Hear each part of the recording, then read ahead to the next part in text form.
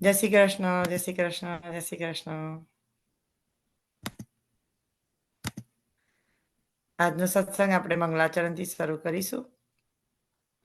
કોઈને મંગલાચરણ ગાવ છે?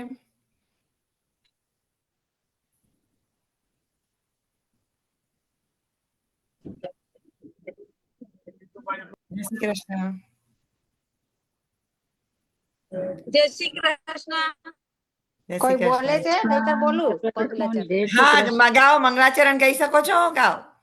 યા શ્યોર.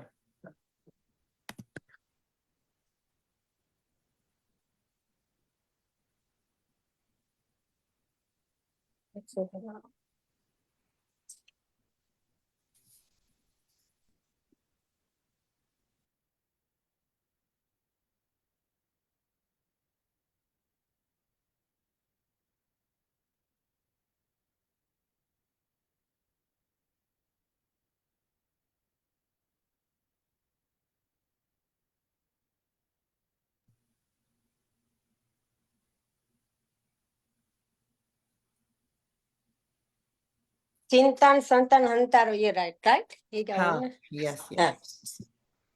ચિંતા સંતાન હંતારો યત પાદાંબુસરેણવ શિવ્યાનામ તાનિ ચાર્યાન પ્રણામામિ બૃહ યદન્ગ્રહંતો જંતુ સર્વદુઃખાતિગો ભવેત તમઃ સર્વદા વંદે શ્રીમદવલ્લભનંદનમ અજ્ઞાનિતિરામિન્દસ્ય જ્ઞાનજનશલાકાય ચક્ષુર્મિલિન્તં યેન તસ્મૈ શ્રીગુરુવે નમઃ. નમામિ હૃદયે શેષે લીલાક્ષિરાભિસાયિનમ લક્ષ્મી સહસ્રલીલાભિ સેવ્યમાનમ કલાનિદમ ચતુર્ભિષ્યમ ચતુર્ભિશ્વમ ચતુર્ભિશ્વ ત્રિભિષ્ટથા ષડભિર્વિરાજતે યોષો પંચધારદયે મમ પંચધારદયે મમ પંચધારદયે મમ. વલ્લભાધીશ કી જય. શ્યામ સુંદર શ્રી અમને મહારાણી કી જય. अपना गुरुदेव की जय. बोल श्री गिरिराज धरण की શ્રી जय. કૃષ્ણ श्री કનૈયા कृष्ण લાલ सर કી જય. श्री कृष्ण कन्हैया लाल की સર્વે વૈષ્ણવ જય શ્રી જય શ્રી કૃષ્ણ. કૃષ્ણ, જય શ્રી જય કૃષ્ણ. શ્રી કૃષ્ણ. આપણે આજના સત્સંગની શરૂઆત આપણે ટોપિક છે ને, જો કલ્પેશંકર ના આવ્યા હોય તો આપણે ભાગવત પુરાણનું લઈ લઈશું. રીટા આંટી તમે છો? જય Shri Krishna. I think people are still joining, so I'm going to give a couple more minutes for people to join. Okay, થવાયું. જય શ્રી કૃષ્ણ. જય શ્રી કૃષ્ણ. પારુલબેન આવી ગયા તમે? હા, જય શ્રી કૃષ્ણ. તમે 84 વૈષ્ણવની વાર્તા વાંચો છો? હા, એમની રામાનંદની ને. હા, રામાનંદ, રામાનંદ પંડિત.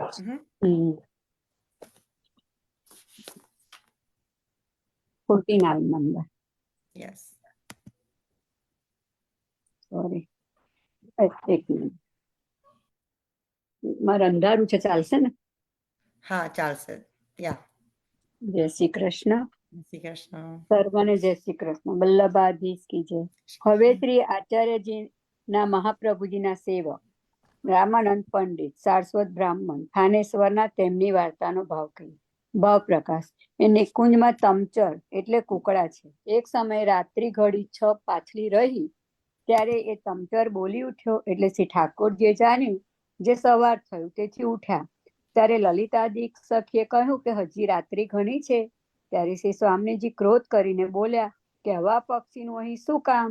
જેને સમય વિના મનમાં ખેદ કરાવ્યો તેથી એનો સંસારમાં જન્મ થાવ. તેથી એ તમચર સંસારમાં અનેક જન્મ પામ્યા.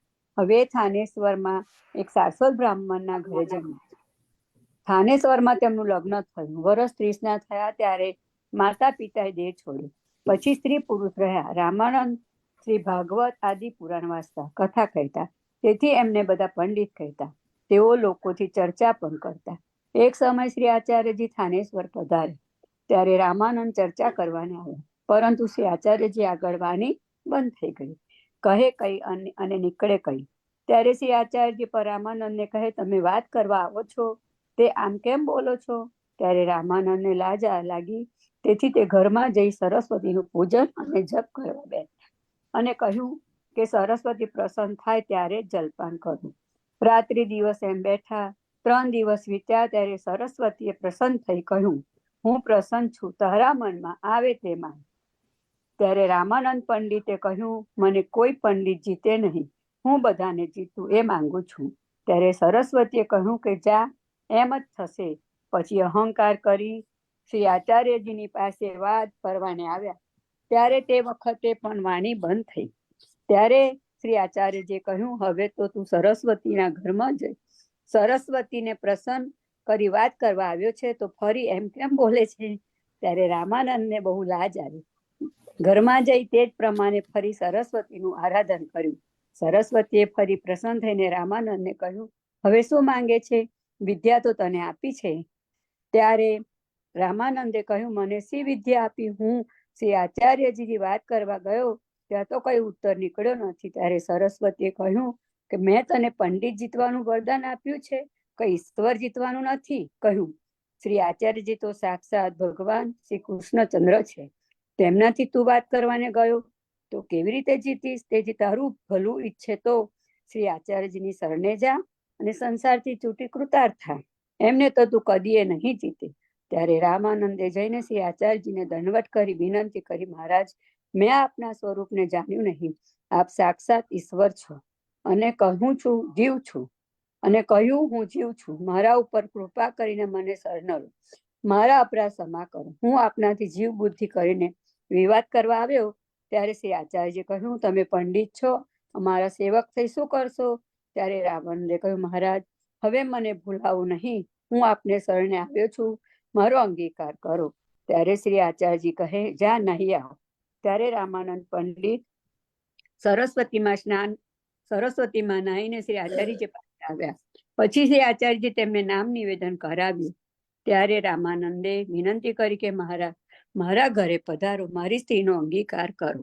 ત્યારે શ્રી આચાર્યજી કહે, હવે તો પૃથ્વી પરિક્રમા કરવા જવાની તૈયારી છે, તેથી જલ્દી સ્ત્રીને અહીં લાવ, નામ સંભળાવી દો. પછી ફરી થાનેશ્વર પધારશું ત્યારે તારા ઘરે ઉતરીશું. એટલે રામાનંદ ઘરે જઈને પોતાની સ્ત્રીને લાવ્યા.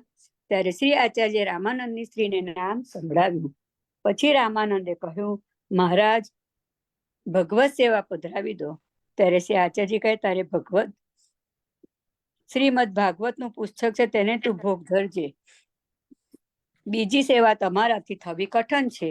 પછી રામાનંદ દંડવત કરી સ્ત્રી સહિત પોતાના ઘરે આવ્યા અને શ્રી આચાર્યજી પૃથ્વી પરિક્રમાએ પધાર્યા. વાર્તા પ્રસંગે પછી એક સમયે શ્રી આચાર્યજી થાનેશ્વર પધાર્યા. ત્યારે રાત્રિએ રામાનંદના ઘરે ઉતર્યા. અભાવ પ્રકાશ એમાં એ જણાવ્યું કે રસોઈ સામગ્રી બીજા વૈષ્ણવના ઘરે કરી. પાછલી રાત્રે રામાનંદે ઉઠીને સ્ત્રીને કહ્યું, જલ્દીથી છાન ઉઠાવ, નહીં તો વૈષ્ણવ ઉઠીને બધું છાન લઈ જશે. એ વાત રામાનંદની શ્રી આચાર્યજીએ સાંભળી. ત્યારે આપે ઉઠીને મનમાં બહુ ક્રોધ કર્યો કે આ પ્રકારે છાનનું કહે છે, જે વૈષ્ણવો છાનું ઉઠાવીને લઈ જશે તો વૈષ્ણવનું બીજું સમાધાન શું કરશે? વૈષ્ણવ મારા પ્રાણ પ્રિય, તેમને માટે આવી વાત કહી. તેથી શ્રી આચાર્ય ક્રોધથી હાથમાં જલ લઈને વેદ મંત્ર ભણીને રામાનંદના ઉપર છાટીને કહ્યું, મેં તારો ત્યાગ કર્યો. એમ કહી તે સમયે સાથેના વૈષ્ણવને લઈને ત્યાંથી ચાલી નીકળ્યા. તે થાનેશ્વરની 3 કોસ ઉપર એક ગામ અમિતીર્થ છે, ત્યાં જઈને સ્નાન સંધ્યા કર્યા. જે સમયે રામાનંદના ઘરે શ્રી આચાર્ય ઉઠીને ચાલવા લાગ્યા, તે સમયે થાનેશ્વરના વૈષ્ણવે ઘણી વિનંતી કરી, જે મહારાજ, અમારા ઘરે પધારો. ત્યારે શ્રી આચાર્યજી કહે, હવે આ સમયે તો આ ગામમાં જલપાન પણ નહીં કરું. એમ કહી પધાર્યા ત્યાં રહ્યા નહીં. ભાવ પ્રકાશ તેથી કે શ્રી આચાર્યજીનો અપરાધ રામાનંદે કર્યો હોત તો થોડો દંડ દઈ ક્ષમા કરત, પરંતુ વૈષ્ણવનો અપરાધ છે તે જલ્દીથી છૂટે નહીં, તેથી આ ગામમાં રહ્યા નહીં. વળી જ્યારે બ્રહ્મ સંબંધની આજ્ઞા શ્રી ગોકુળમાં શ્રી ઠાકોરજીએ શ્રી આચાર્યજીને કરી, ત્યારે શ્રી ઠાકોરજીએ કહ્યું હતું કે જેને તમે બ્રહ્મ સંબંધ કરાવશો તેને હું નહીં છોડું. તે પરીક્ષા જોવાને માટે શ્રી આચાર્યજી આપે અપરાધનું બહાનું કાઢીને તેમનો ત્યાગ કર્યો. કેમ? જે આ સમય ઠીક પડશે. વળી શ્રી આચાર્ય ઘણો ક્રોધ એથી કર્યો કે જે ક્રોધ કર્યો જે રામાનંદે સ્ત્રીને કહ્યું, છાન જલ્દી ઉઠાવ, નહીં તો વૈષ્ણવો લઈ જશે. વૈષ્ણવનું નામ લીધું તેથી આપનો ક્રોધ ઉપજ્યો. કેમ કે કોઈ એકાદ વૈષ્ણવનું નામ લઈ કહેતા તો 1-2 વૈષ્ણવનો અપરાધ થતો, પણ એમને તો વૈષ્ણવો કહ્યા, અને વૈષ્ણવમાં તો મુખ્ય વ્રજ ભક્તિ આદિ બધાને વાત લાગુ પડે. તેથી શ્રી આચાર્યને બહુ ક્રોધ ચડ્યો. આપ નવરત્નમાં કહે છે કે નિવેદન તું સ્મર્તવ્યમ. આ નિવેદનનું સ્મરણ તાદર્શી વૈષ્ણવથી મળીને કરે તો નિવેદનનું ફળ અને ભાવ સમજાય. અને ધોળમાં પણ એમ કહ્યું છે કે તન મન ધન સમર્પણ કરીને વૈષ્ણવ અનુસરીએ. વળી આ કીર્તન હો વારીન વલ્લભનીય પર મેરે તન કો કરો બીછોના શીસ ધરો ઇન કે ચરણન તર વારીન વલ્લભનીય પર ભાવ ભરી દે ખો મેરી અખિયન મંડનમાં બિરાજત ગિરિધર એ તો મેરે પ્રાણ જીવન ધન દાન દિए हैं श्री वल्लभ मायावाद खंड खंडन को प्रगट भजे श्री विठ्ठल द्विजवर रसिक कहे सईन की કરી વલ્લભની કી ચરણ રજ અનુસરે. આવો ભાવ વૈષ્ણવમાં હોવો જોઈએ. તેને બદલે કહે કે વૈષ્ણવો છાના ઉઠાવીને લઈ જશે, એટલે વૈષ્ણવોને છાનાના ચોર ઠરાવ્યા. તેથી શ્રી આચાર્યજીએ ક્રોધવંત થઈ બધા વૈષ્ણવને શિક્ષા આપી કે વિચારીને બોલવું, વૈષ્ણવ પર પ્રીતિ રાખવી. વાર્તા પ્રસંગ 2. પછી શ્રી આચાર્યજી પૃથ્વી પરિક્રમાએ પધાર્યા. અહીં શ્રી આચાર્યજીના તિરસ્કારથી રામાનંદ વિકલ થઈ ગયા.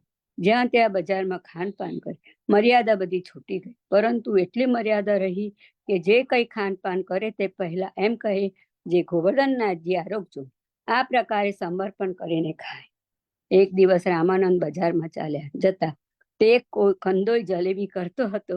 તે તાજી જોઈને રામાનંદે તે વેચાતી લઈ તે સ્થળે બજારમાં કહ્યું, શ્રી ગોવર્ધનનાથજી આરોગજો.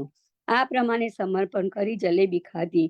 તે જે સમયે રામાનંદે શ્રીનાથજીને જલેબી આરોગાવી. તે સમયે સરાવવાનો મંદિર તે સમય શ્રી આચાર્યજી શ્રીનાથ દ્વાર હતા. શ્રીનાથજીને રાજભોગ આવ્યો હતો. સમય થયે શ્રી આચાર્યજી ભોગ સરાવવાનો મંદિરમાં પધાર્યા અને આચમન મુખ વસ્ત્ર કરાવ્યું. ત્યારે શ્રીનાથજીના મુખારવિંદમાં જલેબીનો ટૂક જોઈને શ્રી આચાર્યજી શ્રીનાથજીને કહે કે આજે કોઈ ઉત્સવ તો નથી, જલેબી કેવી રીતે આરોગ્યા?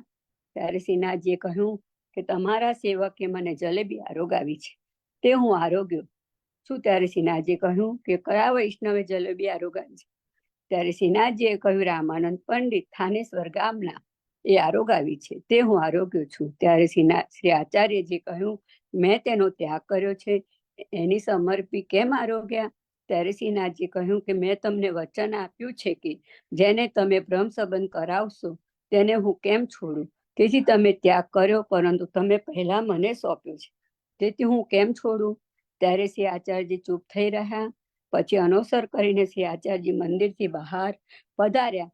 ત્યારે આપે દામોદરદાસ સરસાનીને કહ્યું કે રામાનંદ પંડિતના હાથની શ્રીનાથજી જલેબી આરોગ્યા અને કહ્યું કે હું એને કેમ છોડું? ત્યારે દામોદરદાસે પૂછ્યું કે મહારાજ, આપે એનો ત્યાગ કર્યો છે અને શ્રીનાથજી પક્ષ કાતો તે જીવનો અંગીકાર ક્યારે કરશે? ત્યારે શ્રી આચાર્યએ કહ્યું કે હવે વૈષ્ણવનો અપરાધ જો નહીં કરે તો એનો લાખ જન્મે અંગીકાર કરીશ. શું થયું? જે શ્રીનાથજી જલેબી આરોગ્યા તો પછી એક વૈષ્ણવ શ્રીનાથજીના દર્શન કરીને થાનેશ્વર ગયા. ત્યારે રામાનંદે તે વૈષ્ણવને પૂછ્યું કે ક્યારેય મારી વાસી આચાર્યજી આગળ નીકળી હતી? ત્યારે વૈષ્ણવે કહ્યું કે તારા હાથની જલેબી શ્રીનાથજી આરોગ્યા ત્યારે શ્રી આચાર્ય દામોદર સરસાનીને પૂછ્યું કે આપ રામાનંદને ક્યારે અંગીકાર કરશો? ત્યારે શ્રી આચાર્ય કહ્યું, આજ પછી વૈષ્ણવ અપરાધ નહીં કરે તો લાખ જન્મે અંગીકાર કરીશ. એટલી વાત ચાલી હતી ત્યારે રામાનંદે પ્રસન્ન થઈને કહ્યું, ભલે લાખ જન્મમાં મારો અંગીકાર કરવાનું તો કહ્યું છે. પછી રામાનંદની બુદ્ધિ સુંદર થઈ ગઈ. વૈષ્ણવના અપરાધથી ડરવા લાગ્યા. પંડિતાઈનો અહંકાર હતો તેથી અપરાધ પડ્યો તે દૈન્યતા થઈ. પછી સ્વપ્ન દ્વારા લાખ જન્મ ભોગવાવી કૃપા કરી શ્રી આચાર્યજી અંગીકાર કર્યો. તે રામાનંદ શ્રી આચાર્યજીના કૃપાપત્ર ભગવદ હતા. તેથી તેમની વાર્તા ક્યાં સુધી કહીએ? ભાવપ્રકાશ અંગીકાર કર્યો તે સાથી. શ્રી આચાર્યજી વૈષ્ણવને દંડે દે છે તે શિક્ષા માટે, સ્વરૂપતઃ ત્યાગ નથી. જેમ માતા પિતા પુત્રને દંડ કરી દે છે તે શિક્ષા અર્થાત પુત્રનું અહિત ન કરે તેમ જાણવું. જો શ્રી આચાર્યજી અંતઃકરણથી ત્યાગ કર્યો હોત તો શ્રીનાથજી એમના હાથની સામગ્રી કદીએ ન આરોગત. કેમ કે શ્રી આચાર્યજીના સેવક છે, તેથી જેવી ઈચ્છા શ્રી આચાર્યની હોય તે પ્રમાણે શ્રીનાથજી કરે. શ્રી આચાર્યજી રંચક પ્રસન્ન હોય તો શ્રી ઠાકોરજી એનો કદી અંગીકાર ન કરે. તો શ્રી આચાર્યજી જેનો ત્યાગ કરે તેના હાથની સામગ્રી શ્રી ગોવર્ધનધર કેમ આરોગે? તેથી અહીં શ્રી આચાર્યજીના અંતઃકરણનો ત્યાગ નથી. તેથી શ્રી આચાર્યજી વેદ મંત્રથી જળ છાંટીને ત્યાગ એ માટે કર્યો કે મર્યાદા રીતિથી ત્યાગ છે. લોકોને દેખાડવા માટે બધા જાણે છે કે ત્યાગ છે, પરંતુ લીલા સૃષ્ટિ જાણે કે દૈવી છે તે તો શ્રી આચાર્યજીના અંગરૂપ છે. જેમ અંગનો ત્યાગ નહીં તેમ દૈવી જીવોનો ત્યાગ નહીં. તેવી શ્રીનાથજી આરોગ્ય શ્રી આચાર્યજી અંતઃકરણ પ્રબોધમાં કહે છે, ચાંડાલી તે જા પત્ની જાતા આજ્ઞા ચ માનિત કદાચિત અપી મુલત્તા શક્તિ ભ્રવેત. ચાંડાલી જ્યારે રાજપત્ની માનવતી થઈ ત્યારે તેનું અપમાન પણ થાય, પરંતુ રાણીપણું ન જાય. માન અપમાન તો થાય જ. અને નવરત્ન ગ્રંથમાં કહ્યું છે કે અજ્ઞાનધવાજ્ઞાતમ કૃતાત્મ નિવેદન એ કૃષ્ણતા કૃત પ્રાણેસ્થા કા પરિદેવના. જ્ઞાન અથવા અજ્ઞાન કરીને જેનું નિવેદન ભગવાનમાં થયું છે તે શ્રી કૃષ્ણનો પ્રાણ પ્રિય થયો તેની પરિવેદના દુઃખ ચિંતા શા માટે? તેથી રામાનંદ દ્વારા આટલો સિદ્ધાંત પ્રગટ કરવા માટે આપે મર્યાદા રીતથી ત્યાગ કર્યો. જેમ રાજપંચ અધ્યાયમાં ભક્તોનું માન જોઈને અંતર ધ્યાન થયા એટલે શું છોડી ગયા? નથી. ભક્તોને પ્રભુ છોડે જ નહીં, બહારથી એમના હૃદયમાં જઈ બેસ. તે જ રીતે બધાના જોતા ત્યાગ કર્યો. એમાં વૈષ્ણવનો અપરાધ આવો મોટો છે એમ બતાવ્યું. વળી વૈષ્ણવોએ સંભાળીને બોલવું, કેમ કે આશ્રય અન્યાશ્રય બધું વચનમાં છે. ઉપરની વાર્તામાં તો તે બાઈએ સંસારી મનુષ્યથી પ્રસન્ન થઈને કહ્યું, તમે મને જીવાડી. ત્યારે શ્રી ઠાકોરજી તેને ત્યાંથી પધારી ગયા અને રજો શત્રાણી પાસે શ્રી આચાર્યજી ઘી માંગ્યું. તે ન આપ્યું તો પણ રાત્રિએ વિનંતી કરી સામગ્રી આરોગાવી. તેથી એક વચન અહંકારનું બધા ધર્મોનો નાશ કરે છે, અને એક વચન પ્રસન્નતાનું હોય તો પણ પ્રભુ પ્રસન્ન થાય છે. તેથી વૈષ્ણવે સંભાળીને બોલવું એમ જણાવ્યું. વળી મહાત્મ્ય વાળા જીવો છે તેમને દ્રઢતા જાણવી પૃષ્ટિ માર્ગમાં અંગીકાર કર્યો છે. તેથી શ્રી ઠાકોરજી આટલું થયા છતાં તેને ન છોડ્યો અને જલેબી આરોગ્યા. સમર્પણીનો ત્યાગ નહીં, શ્રી ઠાકોરજીના વચન પ્રમાણ કર્યા. જે બ્રહ્મ સંબંધ આજ્ઞા આપી ત્યારે કહ્યું છે કે જેને તમે બ્રહ્મ સંબંધ કરાવશો તેને હું નહીં છોડું. તે વચન અહીં સાચા કરી દેખાડે. વળી વૈષ્ણવોને શ્રી ગોવર્ધનધરે આમાં એવું જણાવ્યું કે રામાનંદે વિકલ થઈને મને બજારની જલેબી ધરી તે પણ હું શ્રી આચાર્યજીની કાનીથી સેવક જાણી આરોગ્યો. તો સુંદર રીતિથી સામગ્રી ધરે તે ઘણી પ્રીતિથી આરોગું છું. અને વળી એ પણ જણાવ્યું કે અદ્યપી રામાનંદ ભ્રષ્ટ વિકલ થયા હતા તો પણ શ્રીનાથજીને સમર્પીને ખાનપાન કરતા. એટલી મર્યાદા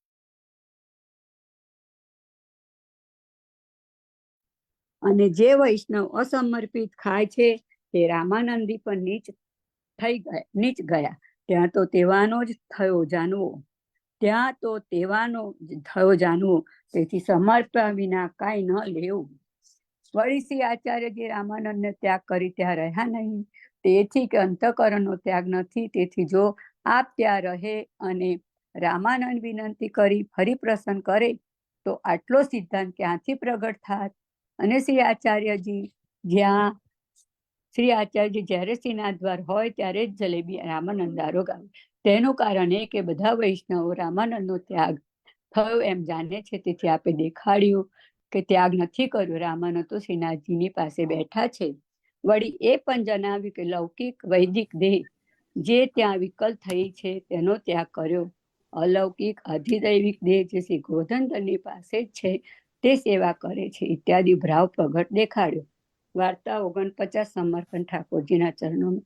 સર્વને જય શ્રી કૃષ્ણ. વલ્લભાધીશ કી જય. જય શ્રી કૃષ્ણ પારુલબેન. બહુ શ્રી સુંદર વાર્તા હતી. બહુ વાર્તા સરસ તો એટલી વાર્તા. સુંદર છે, પણ આ પેલા થોડુંક આમથી આમ ગઈ ને એમાં હું એ થઈ ગઈ કે ના જોડાવાયું. That's okay. પણ બહુ સરસ વાર્તા હતી. તમે વાંચી, થેન્ક યુ સો મચ. જય શ્રી આમાં બ્રહ્મ કૃષ્ણ. સંબંધનું અને વૈષ્ણવનો કેટલા બધા પ્રોટોકોલ્સ વિશે શીખવા મળે છે. કે હાથ પકડ્યો છે ઠાકોરજીએ તો આપણે વિશ્વાસ હા. રાખવાનો કે ઠાકોરજી હાથ પકડ્યો છે તો આપણે છોડે જ નહીં. હવે એકવાર બ્રહ્મ સંબંધ ઠાકોરજી જોડ થયું છે સાચી વાત છે. અને અમર Thank you. ઘણું બધું કહી દીધું. બહુ સરસ ભક્ત હતા રામાનંદ પંડિત. રામાનંદ પંડિત કશું બી ધરાયા વગર નહોતા ખાતા. ત્યાગ હા. કર્યો તો પણ એ બહુ મહત્વનું. બહુ સરસ છે. Thank you. સર્વને જય શ્રી કૃષ્ણ. જય શ્રી કૃષ્ણ. આપણે નેક્સ્ટ કલ્પેશ અંકલ આવ્યા છે, તો કલ્પેશ અંકલ આપણને વૈષ્ણવ ધર્મનું વિશે વધારે સિગ્નિફિકન્સ ઓફ પુષ્ટિ માર્ગનું કહેશે. સિગ્નિફિકન્સ ઓફ ટોપિકમાં હતું કે significance of Acharya પધરામણી and વૈષ્ણવ્સ protocol. So આચાર વિચાર actually. આચાર વિચાર was the word. So go ahead. Kalpesh uncle, જય શ્રી કૃષ્ણ. વલ્લભાધીશ કી જય.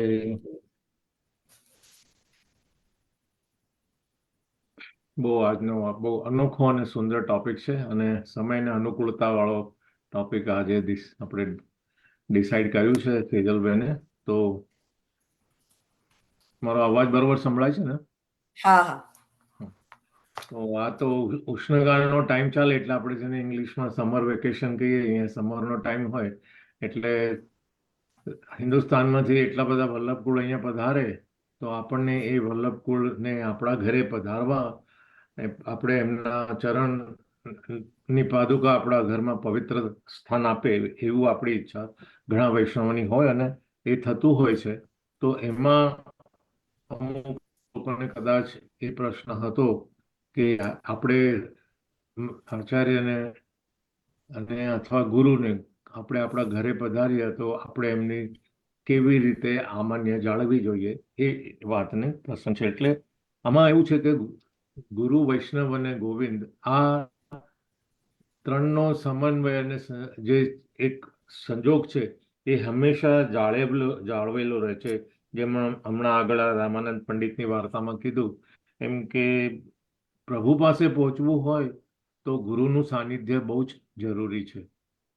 પ્રભુની કડી મેળવવી હોય તો એ આપણા અને પ્રભુની વચ્ચેની ઇમ્પોર્ટન્ટ લિંક છે, આપણે જેને કહીએ એને કડી છે. અને એ વ્યક્તિને આપણે એ રીતે એમના ઉપયોગિતાના હિસાબે અને એમની પોતાની એક પ્રતિભાને હિસાબે આપણે એમને એવું કહી શકીએ કે ભાઈ આપણે ગુરુ હંમેશા હોય છે. આપણે એવું પણ વિચારવું પડે કે આપણે ગુરુ જેટલા છે એ બધા જ ગુરુઓને આપણે માન્ય રાખીએ, આપણે વંદનીય છે. એમની પાસે ખૂબ જ વિદ્યા છે, એમની પાસે ખૂબ જ જ્ઞાન છે, પણ આપણે કયા ગુરુને આપણા ઘરે પધરાવવા જોઈએ એ વસ્તુનું ઇમ્પોર્ટન્સ આપણે જાણવું જોઈએ. એનો મતલબ એવો નથી કે આપણે ઘરે પધાર્યા આ કોઈ બી વ્યક્તિ કોઈ બી ગુરુ આવ્યા હોય આપણે એમને નહીં પધરાવવાના, એ હું નથી કહેવા માંગતો.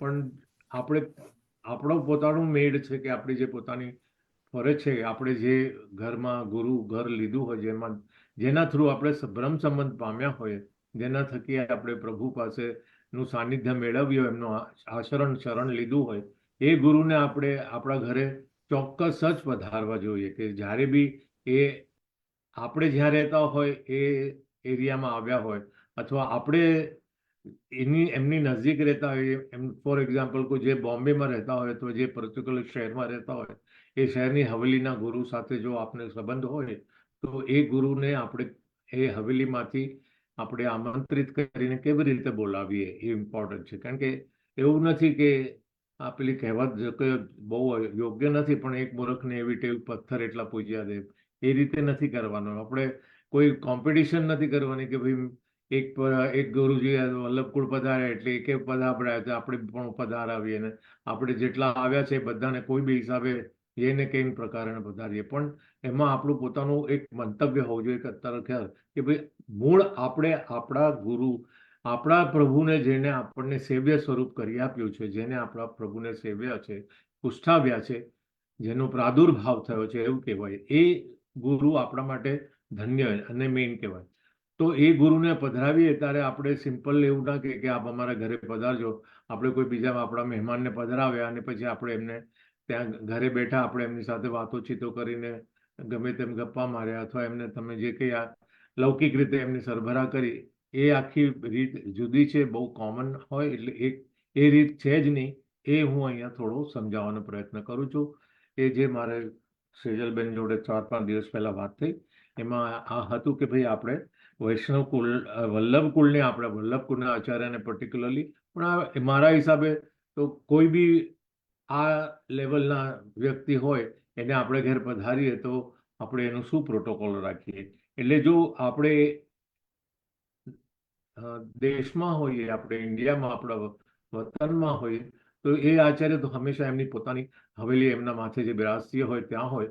એટલે સૌથી પહેલાં તો આપણે એમને વિનંતી કરી અને એમનો પધારવાનો સમય, એટલે આપણા ઘરે પધારવાનો સમય હોય એટલે આપણે એ સમયનો આપણે એમની જોડે નક્કી કરી અને એમને પધરાવવાનો સમય અને એની અનુકૂળતા એ જોવાનું. અને વસ્તુ એ છે કે એમને જ્યારે આપણે પધરાવીએ ત્યારે ફક્ત જલ્દી પધરાવી, મને સમય નથી અથવા એમને સમય નથી, એવી દ્રષ્ટિએ આપણે એમને કે ના ખાલી આપણા ઘરમાં પગલાં થાય, એ પણ એક સારા પર્પઝ છે કે આવી વિભૂતિનું આટલી આધ્યાત્મિક પર્સનાલિટી આપણા ઘરમાં પગલાં મૂકે તો એનું ખરેખર એક વાઇબ્રેશન હોય છે, એનું આમાં એક હવામાનમાં એક પવિત્રતા આવે છે. એ વાત બહુ સાચી છે. પણ સાથે સાથે આપણે આપણા ઘરે પધરાવીએ તો અમે જ્યારે બાબાશ્રીનું નામ નથી લેતો પણ પધરાવ્યા હતા ત્યારે અમે એમને વિનંતી કરી હતી કે અમારા ઠાકોરજીને આપ પુષ્ટાવશો. એની સાથે સાથે એમને પુષ્ટાવ્યા સાથે એમને ઠાકોરજીની સેવા કરી, એમને હિંડોળાના ભાવ કરીને હિંડોળાનો ઉત્સવ મનાવ્યો, સાથે બેઠા યુગલ સ્વરૂપમાં એમના નાના લાલને લઈને એમને અમારે ત્યાં એ ગુરુજી એટલો સમય આપીને અમારા ઠાકોરજીની સાથે લાડ લડાવ્યા અને અમને એક જાતનું માર્ગદર્શન આપ્યું. આ આપણો મેઇન ધ્યેય હોવો જોઈએ. આપણે જ્યારે ગુરુજીને પધારીએ ત્યારે અમને અલૌકિક રીતે, આ રીતે આધ્યાત્મિક રીતે એમનું કેવી રીતે આપણે લાભ લઈ શકીએ, એ આપણી પોતાની એક આગવી ઈચ્છા હોવી જોઈએ. અમસ્તા પધારવા અને આપણે પ્રોટોકોલને પછી એમની સાથે બેસીને ફોટા પડાવીને બતાવી દેવું કે ભાઈ અમારે ઘરે તો આ પધાર્યા ને આટલા નંબર ઓફ વલ્લભકુળ પધારી ગયા, ને 10 પધાર્યા, ને 15 પધાર્યા, ને 20 પધાર્યા, એ જે પોતાની ઈચ્છા છે એ ના હોવી જોઈએ. તમારો એકચ્યુઅલી ગુરુ એક માધ્યમ છે પ્રભુ પાસે પહોંચવાનો, અને જે ગુરુ, આપણે ગુરુ કોને બનાવવા એ બી તમને પ્રશ્ન ઊભો થાય કે ભાઈ આપણે ગુરુ કેવી રીતે બનાવવા અને કયા ગુરુને આપણે એવું ગણવું. તો એક વાત તો મેં ઓલરેડી કહી દીધી કે જે ગુરુ આપણને, એક તો જેને બ્રહ્મ સંબંધ કરાવ્યો એટલે એ આપણા ઘર, અને જેમને આપણા સાથે સાથે આપણા પ્રભુને પુષ્ટાવ્યા છે એટલે એને પ્રાદુર્ભાવ કરાવ્યો છે, આપણી સાથે એમનો મિલન કરાવ્યું છે, એ ગુરુ થાય. બીજા જે ગુરુ, હું જે બીજા વાત કરું છું, એ ગુરુમાં એ પ્રમાણે એમની પોતાની આગવી પ્રતિભા હોવી જોઈએ. તમે જે ગુરુ પાસે તમને પોતાને અંદરથી એક આત્માનો અવાજ આવવો જોઈએ કે આ ખરેખર વંદનીય ગુરુ છે, આ ખરેખર ગુરુમાં આધ્યાત્મિકતા છે, આ ખરેખર આ ગુરુ પાસે આપણને ઘણું જાણવા મળે છે, આપણામાં એમના સત્સંગ વડે આપણામાં એક સુધારો થવાનો છે. એ બહુ ઇમ્પોર્ટન્ટ વાત છે. એટલે ગુરુનો પધારવાનો મકસદ ખાલી આપણે શોભા માટે નથી કરવાની, આપણે પોતાની શોભા વધારવાના કે પિક્ચર પાડીને આપણે ફોટાનું માર્કેટિંગ કરવાનો મતલબ નથી, પણ આપણે ખરેખર એક ભાવનાથી પધારીએ કે ભાઈ જે આપણા ઘરે ગુરુ પધારે ત્યારે એટલે પછી ત્યારે આપણે બહુ અજાણતા જો આપણાથી કોઈ ભૂલ થઈ જાય, એક ગુરુ તો કદાચ માફ કરી દે અથવા એટલું ઇગ્નોર કરે, તમારે ત્યાં પધારે છે, તમારા ભાવથી પધારે છે, પણ એની સાથે સાથે આ પ્રોટોકોલ બી જાણવા જેવો છે. એટલે આપણે પહેલું તો એ કે ભાઈ આપણા તો અહીંયા પરદેશમાં તો આપણે મેરીલેન્ડ, વર્જિનિયા કે યુએસએમાં કોઈકના ઘરે એમનો મુકામ હોય છે અથવા આપણને હવેલીમાં આપણે ત્યાં એમના દર્શન કરી છે ત્યારે આપણે હંમેશા એમને વિનંતી કરતા હોય છે કે આપણા ઘરે પધરામણી કર, અને એમની મંજૂરી મળી જાય તો આપણે એમની સાથેનો સમય નક્કી કરીએ. તો ત્યાં સૌથી પહેલા એ છે કે આપણે એમના ઘરે જ્યાં બી એમનો મુકામ હોય ત્યાં આપણે આપણી જવાબદારી લઈને આપણે ગુરુજીને ત્યાંથી આમંત્રિત કરી એમની સાથે લઈ જઈ અને આપણા ઘરે પધરાવવા એ આપણી પોતાની ફરજ છે. આપણે એવું વિચારીએ કે અમે ઘરે રાહ જોઈએ છે અને ગુરુજીને કોઈ પધારીને લઈ આવે તો એ સામાન્ય અયોગ્ય છે, પણ એટલે ખોટી નથી પણ અયોગ્ય છે. આપણે આપણા ગુરુની સામાન્ય એટલે એમનું રિસ્પેક્ટ રાખવા માટે આપણે જ્યાં હોય ત્યાંથી આપણે ગુરુને આપણી સાથે લઈ અને આપણે પધારવા જોઈએ. એ આપણી પોતાની ફરજ છે અને એ એક પ્રોટોકોલમાં ઇમ્પોર્ટન્સ છે. બીજી વાત એ કરવાની કે એમના ચરણારવિંદને તકલીફ ના થાય એટલે આપણે ત્યાં પધારે ત્યારે આપણે એ જગ્યાની પવિત્રતા જાળવવાની. એટલે જે જગ્યા પર જ્યાં સોફા પર બેસે છે કે ત્યાં એમને તમે સિમ્પલ ખુરશી પર બેસાડ્યા છે કે જ્યાં બી એમને તમે બિરાજમાન કરાવો છો ત્યાં એ જગ્યા બિલકુલ સાફ. એટલે આપણે એવું નથી કે ચંદનનો સાફ કરીએ અથવા એનો કોઈ લેપ લગાડીને કરીએ, પણ સરખું સરસ મજાનું ગાલીચો કે અથવા એ પાથરી અને એમને સરખી બેસવાની સગવડ થાય કે ત્યાં આરામથી બિરાજી શકે અને એ એમની પ્રતિભા પ્રમાણે આપણે જેમ આમ નોર્મલી આપણે બધે જોતા હોઈએ છીએ. એટલે એ વસ્તુનું પણ આપણે બહુ ધ્યાન રાખવાનું. એટલે એ સૌથી મોટું છે. અને સાથે સાથે એ પોતે બિરાજે જ્યાં એ જગ્યા પર, પણ એમના ચરણારવિંદને બી નીચે આપણે પધરાવે ત્યારે ખુલ્લી જમીન પર એમનો પગ ના રહે એના માટે આપણે નીચે બી એવું એક સરળ મજાનું કપડું અથવા સરસ ચોખ્ખું કપડું, બને ત્યાં સુધી કોરું કપડું અથવા સિલ્કનું અથવા આપણે સાટીનનું કે એવી ટાઈપનું કપડું આપણે નીચે પાથરીએ કે જેના પર એમના ચરણારવિંદનું પગ ત્યાં પધરાવી શકે. કારણ કે એમની સુવિધા જોવાનું છે. આપણે જેમ ઠાકોરજીને સેવા કરીએ અને જે આપણે જે લાલન વાડકીમાં શાક મૂક્યું છે, પેલા વાડકામાં ચણા મૂક્યા, અત્યારે ખીચડી તપેલીમાં છે. હલો, હા. તો એ જ્યારે પધારી જાય એટલે આપણે ઘરે પધારાવ્યા ત્યારે સૌથી પહેલા આપણે એમનું સમૂહ ગાન કરવું જોઈએ. એ ગાનની હું 1-2 લીટી થોડું ગાઈશ અથવા બોલીશું. એ ગાન 4 થી 5 લાઈનનું છે કે શ્રી વલ્લભ ઘેર આવ્યા, શ્રી વલ્લભ વર ઘેર આવ્યા, આજ સખી વલ્લભ વર ઘેર આવ્યા, દૈવી તે જીવના ભાગ્ય વિસ્તારિયા, પોતે તે પ્રકટ પધારિયા, આજ સખી વલ્લભ વર ઘેર આવ્યા. કેસરી ધોતીને કેસરી ઉપરણા, કુમકુમ ને પગલે પધારિયા, આજ સખી વલ્લભ વર ઘેર આવ્યા. શ્રીનાથજીની સન્મુખ થઈને બ્રહ્મ સંબંધ કરાવ્યા, આજ સખી વલ્લભ વર ઘેર આવ્યા. શ્રી પુરુષોત્તમ પ્રભુ કી છબી નિરખત ચરણ કમળ શિશ નામિયા, આજ સખી વલ્લભ વર ઘેર આવ્યા. આ ઉપરાંત આપણે બહુ જ પ્રચલિત ધોળ છે એ બી આપણે ગાઈએ છીએ કે આજ વલ્લભ પ્રભુ પધારે મારે આંગણે, મારા ઉરમાં આનંદ ન સમાયો. પણ એટલે એ રીતે આપણે એમનું વધામણી કરીએ, આપણે એમનું સ્વાગત કરીએ, આપણે એમને એ રીતે. અને પછી આપણે નોર્મલી આપણે જેવું હોય કે ભાઈ ફૂલ અથવા ફૂલની પાંખડીઓ હોય એ એમના ચરણોમાં એ જ્યાંથી એમનું આગમન થતું હોય ત્યાં આપણે એમના રસ્તામાં એટલે એમના પથમાં આપણે પધારતા જઈએ.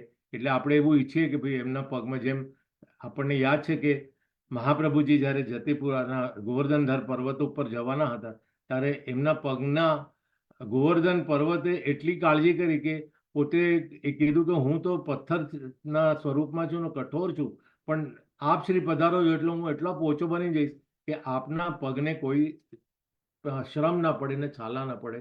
એ દ્રષ્ટિએ આપણે જ્યારે ગુરુ આપણા ઘેર પધારે તો આપણે એ રીતે ઈચ્છીએ અને ફૂલની પાંદડીથી આપણે એવો ગાલીચો પાથરીએ. એ એક વસ્તુ થયું. એટલે એ મારે જે કહેવું, અને આપ શ્રી પધારે ત્યારે એમને સૌથી પહેલા પુષ્પમાળા એમને ધરવાની અને કંકુનો અંગૂઠા પર લઈને એક તિલક કરવું. એટલે આપણે જ્યારે તિલક કરીએ ત્યારે આપણે બીજી કોઈ અંગુષ્ઠ નહીં વાપરવાની, પણ આપણે અંગૂઠો લેવાનો અને અંગૂઠા લઈને એમના મસ્તક પર, એમના કપોલ પર તિલક કરવાનો. 2 વખત તિલક કરવાનું. એટલે આ એક ચોથો એનો પ્રોટોકોલ છે. અને આવે છે એટલે આપણે સ્વાભાવિક રીતે આપણે એમ સન્માન કરીશું, અને સન્માન કરવામાં આપણે નોર્મલી આપણે વલ્લભકુળ કે પછી કોઈ બી બ્રાહ્મણ પધારે ત્યારે આપણે શું કરીએ કે ગુરુદેવને આપણે ધોતી ઉપરણો ધરી યથાશક્તિ ચરણારવિંદમાં ભેટ ધરવી. એનું વિશેનું પ્રત્યે થોડુંક 2 લાઈન પછી પાછળથી કહીશ. પણ નોર્મલી પહેલાના જમાનામાં કેવું હતું કે બ્રાહ્મણ હોય અને જે ગુરુ હોય, જે ધર્મની શિક્ષા કરાવતું હોય, એ કોઈ દિવસ એમની વિત્ત જાય એટલે એમની પાસે કોઈ પૈસા કમાવાની સગવડ હોય નહીં. એટલે જે ગામનો વણિક સમાજ છે એ હંમેશા આ બ્રાહ્મણનું ભરણ પોષણ, અને તમને કદાચ ખબર હશે કે કોઈને અહીંયા જે વડીલો અંકલનું પતશે, પછી ભગવત ચાલશે, ગીતાના શ્લોકો ચાલશે અને પછી એ લોકો દર અઠવાડિયે, મહિનામાં દરેક જગ્યાએ પોતાના યજમાનોને તાજીને આ એક સીધું પધરાવે. એટલે એમાં તમારે દાળ, ચોખા, લોટ, એમાં ગોળ, ઘી ને એ બધું હોય.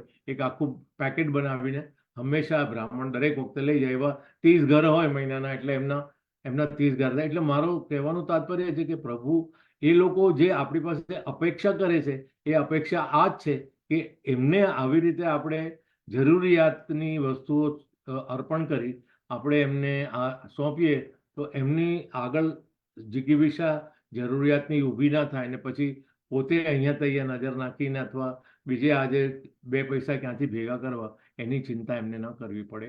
એ આશય અહીંયા હોય છે. એટલે આપણે અહીંયા ધોતીને આપણે ઉપરનું ધરી આપણે સૌથી પહેલા ભેટના સ્વરૂપે અને આપણે સાથે યથાશક્તિ એ ભેટ પણ ધરવી. પણ એ પહેલા વિધિ છે. એમાં બીજું એ છે કે એને સાથે સાથે એમાં આરોગવાનું હોય તો ઘણીવાર કોઈ સકડી ભોગ તો પધરામણીમાં ન લે. એમને ખાસ તમે આપણે જેને ત્યાં કહીએ છીએ કે તપેલી કરો છો એટલે એમના ભોજનનું નામ છે કે ભાઈ અમે આજે તમારા માટે સખડીની તપેલી કરશું, સીકે મૂકીશું અને એમાં સગડી ભોગ કરીશું અને આપને સગડી ભોગ ધરાવીશું. પણ એ બહુ નોર્મલી હોતું નથી. અમુક જ જગ્યાએ એ લોકો એ વસ્તુને આજ્ઞાને સ્વીકાર કરે છે, પણ નહીં તો નોર્મલી આપણે એમને ત્યાં સૂકો મેવો છે, લીલો મેવો છે, દૂધ વગેરે આવો. દૂધ બી તમે એવું નથી કે તમે સીધું લઈને ગરમ કરી અને ગ્લાસમાં આપી દો. એ એમના જે વાસણો હોય એ આપણા માટીના કે ગ્લાસના એ ના હોય, એમને સ્ટીલના હોય અથવા ચાંદીના હોય, જે આપણી યથાશક્તિ હોય. પણ steel is the substitute of silver vessels. આપણા ઘરમાં ના હોય આપણી પાસે ચાંદીના વાસણોની વ્યવસ્થા, તો સ્ટીલના વાસણમાં એમને આરોગ આપો. એટલે આ 3 વસ્તુ તો મિનિમમ કરવી પડે: સૂકું મેવો, લીલો મેવો અને દૂધ. અને દૂધમાં બી એવું હોય કે આપણે બને ત્યાં સુધી આપણે ડ્રાયફ્રૂટનો જે મસાલો હોય એ નાખીએ, કેસર પધરાવીએ, ચારોળી પધરાવીએ, એટલે એને કડિયેલું દૂધ કહેવાય. એટલે કડિયેલ દૂધ આપવાનું એ પ્રથા છે અને એ આરોગવાનું. અને જ્યારે આપો ત્યારે હંમેશા આપણી દ્રષ્ટિ એમના પર પડે નહીં એ દ્રષ્ટિએ આપણે આગળ પાછળ એક સિલ્કનું કપડું અથવા સાટિનનું કપડું અથવા એ રીતનું ચોખ્ખું કોરું કપડું વીંટાળીને આપણે એમને આપીએ. અને જ્યારે એમને આગળ આપણે આ ભોગ ધરીએ ત્યારે આપણે એને સરખી રીતે ઢાંકેલું હોય એ પોતે એમાંથી ઉગાડીને એમાંથી પોતાની જાતે આરોગ્ય આપણે એમને ત્યાં નોર્મલી આપણે ન ઊભા રહીએ, આપણે હંમેશા થોડા દૂર થઈએ પછી એ લોકો, કારણ કે આપણે જે કેવું છે કે આપણે જ્યારે મંગળ ભોગ ધરીએ કે રાજભોગ ધરીએ ઠાકોરજીને ત્યારે આપણે તેરો દઈ દઈએ છીએ ને, કારણ કે આપણો ભાવ ગોપી ભાવ છે, આપણે યશોદા મૈયા નથી, આપણી પાસે એ અધિકાર નથી, આપણું ઘર નંદાલય નથી, આપણું ઘર નિકુંજ છે. નંદાલય તો નંદનું ઘર હતું જ્યાં કૃષ્ણ બિરાજે, જ્યાં યશોદા મૈયા હતા, અને આપણને યશોદા મૈયાનો અધિકાર નથી, આપણે તો ગોપી છે, આપણે વ્રજના ગોપી છે, એટલે આપણે તો તેરો દેવો પડે. જ્યારે ઠાકોરજી નંદાલયમાં આરોગતા અને બધું થતું, યશોદા મૈયા આવે ત્યારે ગોપીઓ અને ગોપો બહાર ઊભા રહેતા હતા, એમના ઘરની બહાર નંદાલય, ત્યારે એ અંદર જઈને આરોગીને પછી બહાર આવતા હતા. એટલે અત્યારે બી આપણે નોર્મલી વલ્લભકુળ એવું ઈચ્છે કે એ લોકો જ્યારે આરોગતા હોય ત્યારે આપણે થોડા દૂર રહીએ અથવા એમની નજરમાંથી જરાક અલગ રહીએ. એ એમની સામાન્ય છે કે જ્યારે એ આરોગતા હોય ત્યારે આપણે ના રહીએ. એક આ પછી આપણે જ્યારે અને એમને આપણે વિનંતી કરવાની, એવું નથી કે આજે આપણે આટલું પ્રોટોકોલ કર્યું, હવે એમને આ ધરી દીધું, એમને આરોગી લીધું, હવે એ કહેશે કે હું નીકળું છું. એ વસ્તુની ઉતાવળ નહીં કરવાની, કારણ કે એમને બેસવા દેવાના. સૌથી પહેલા જે ખરેખર ગુરુ હશે એ કહેશે કે બેસો તમે બધા, અને જ્યારે બેસવાની હોય તો બેસવાની સામાન્ય બી આપણે રાખવાની હોય કે આપણે એમના લેવલ પર તો ન જ બેસીએ. આપણે એ જે આસન પર બેસા જોઈએ એનાથી આપણું આસન હંમેશા નીચે હોવું જોઈએ. આપણે બને ત્યાં સુધી જો જમીન પર બેસી શકતા હોય તો બહુ સારું, ન બેસાય તો પણ આપણું આસન એના કરતાં નીચે હોવું જોઈએ. આ એક એનો પ્રોટોકોલ છે, કારણ કે એ રિસ્પેક્ટનું એક આપણું એક્સપ્રેશન છે. હા, હવે એના પછી આપણે બીજું શું કરવાનું કે એમની પાસે પ્રવચનની વિનંતી કરવાની, અને આપણા પોતાના પ્રશ્નો અને આપણી મૂંઝવણો એ બધું આપણે એમની સન્મુખ કહેવાનું, અને એ વસ્તુ એમને ખબર હોય, અને એટલો સમય લઈને આપણે ત્યાં પધરાવાનો આપણો મૂળ ધ્યેય એ છે એમની હાજરી અને એમના પગલાં પડે, એમનું શાશ્વતતા છે એમનામાં, જે એ આપણને આપણા ઘરમાં એક સરસ વાઇબ્રેશન ઊભું થાય.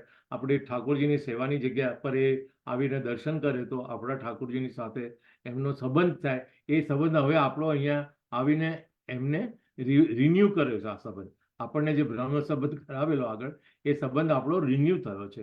એ આવ્યા એટલે આપણે દર વર્ષે લાયસન્સ એક્સપાયર થાય ને આપણે કેવું રિન્યુ કરીએ, એવું એમને પધરાવીએ એટલે આપણો બ્રહ્મ સંબંધનો ઉજાગર થઈ જાય, આપણામાં એક ઉર્જા વધારે આવી જાય.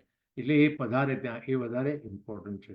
એટલે એમની પાસે આપણે બેસીને આપણા પ્રશ્નો, એમની સાથેની ચર્ચા, એમની સાથે કોઈ વિષય લેવાનો હોય નાનકડો, જેમની સમયની અનુકૂળતા હોય તો એ બધું જ વાત કરશે. ને ત્યાં એક તમને અવસર છે કે તમે અને તમારા કુટુંબીજનો જે નીજ છે, જે નાના છે, સૂના છે, જે લોકો ઓછું સમજે છે, ઓછું ધરાવે છે, એ બધાને આ વસ્તુ જોઈને એક જાતનું એક્ઝામ્પલ મળશે, એમને એક જાતનું મોટિવેશન આવે, એક ઇન્સ્પિરેશન આવે કે અરે આવું આપણે કરીએ તો સારું લાગે. એટલે ફ્યુચરમાં એમના મગજમાં આ વસ્તુ શીખવાનો એમને સ્કોપ મળે. એટલે આ રીતની પધરામણી કરવી આપણે જરૂર છે, પણ આ રીતની પસંદગીથી કરીએ તો આની ગરિમા, એનું આખું જે કહેવાય ને ઓફુલ બહુ પરફેક્ટ હોય છે એવી રીતે.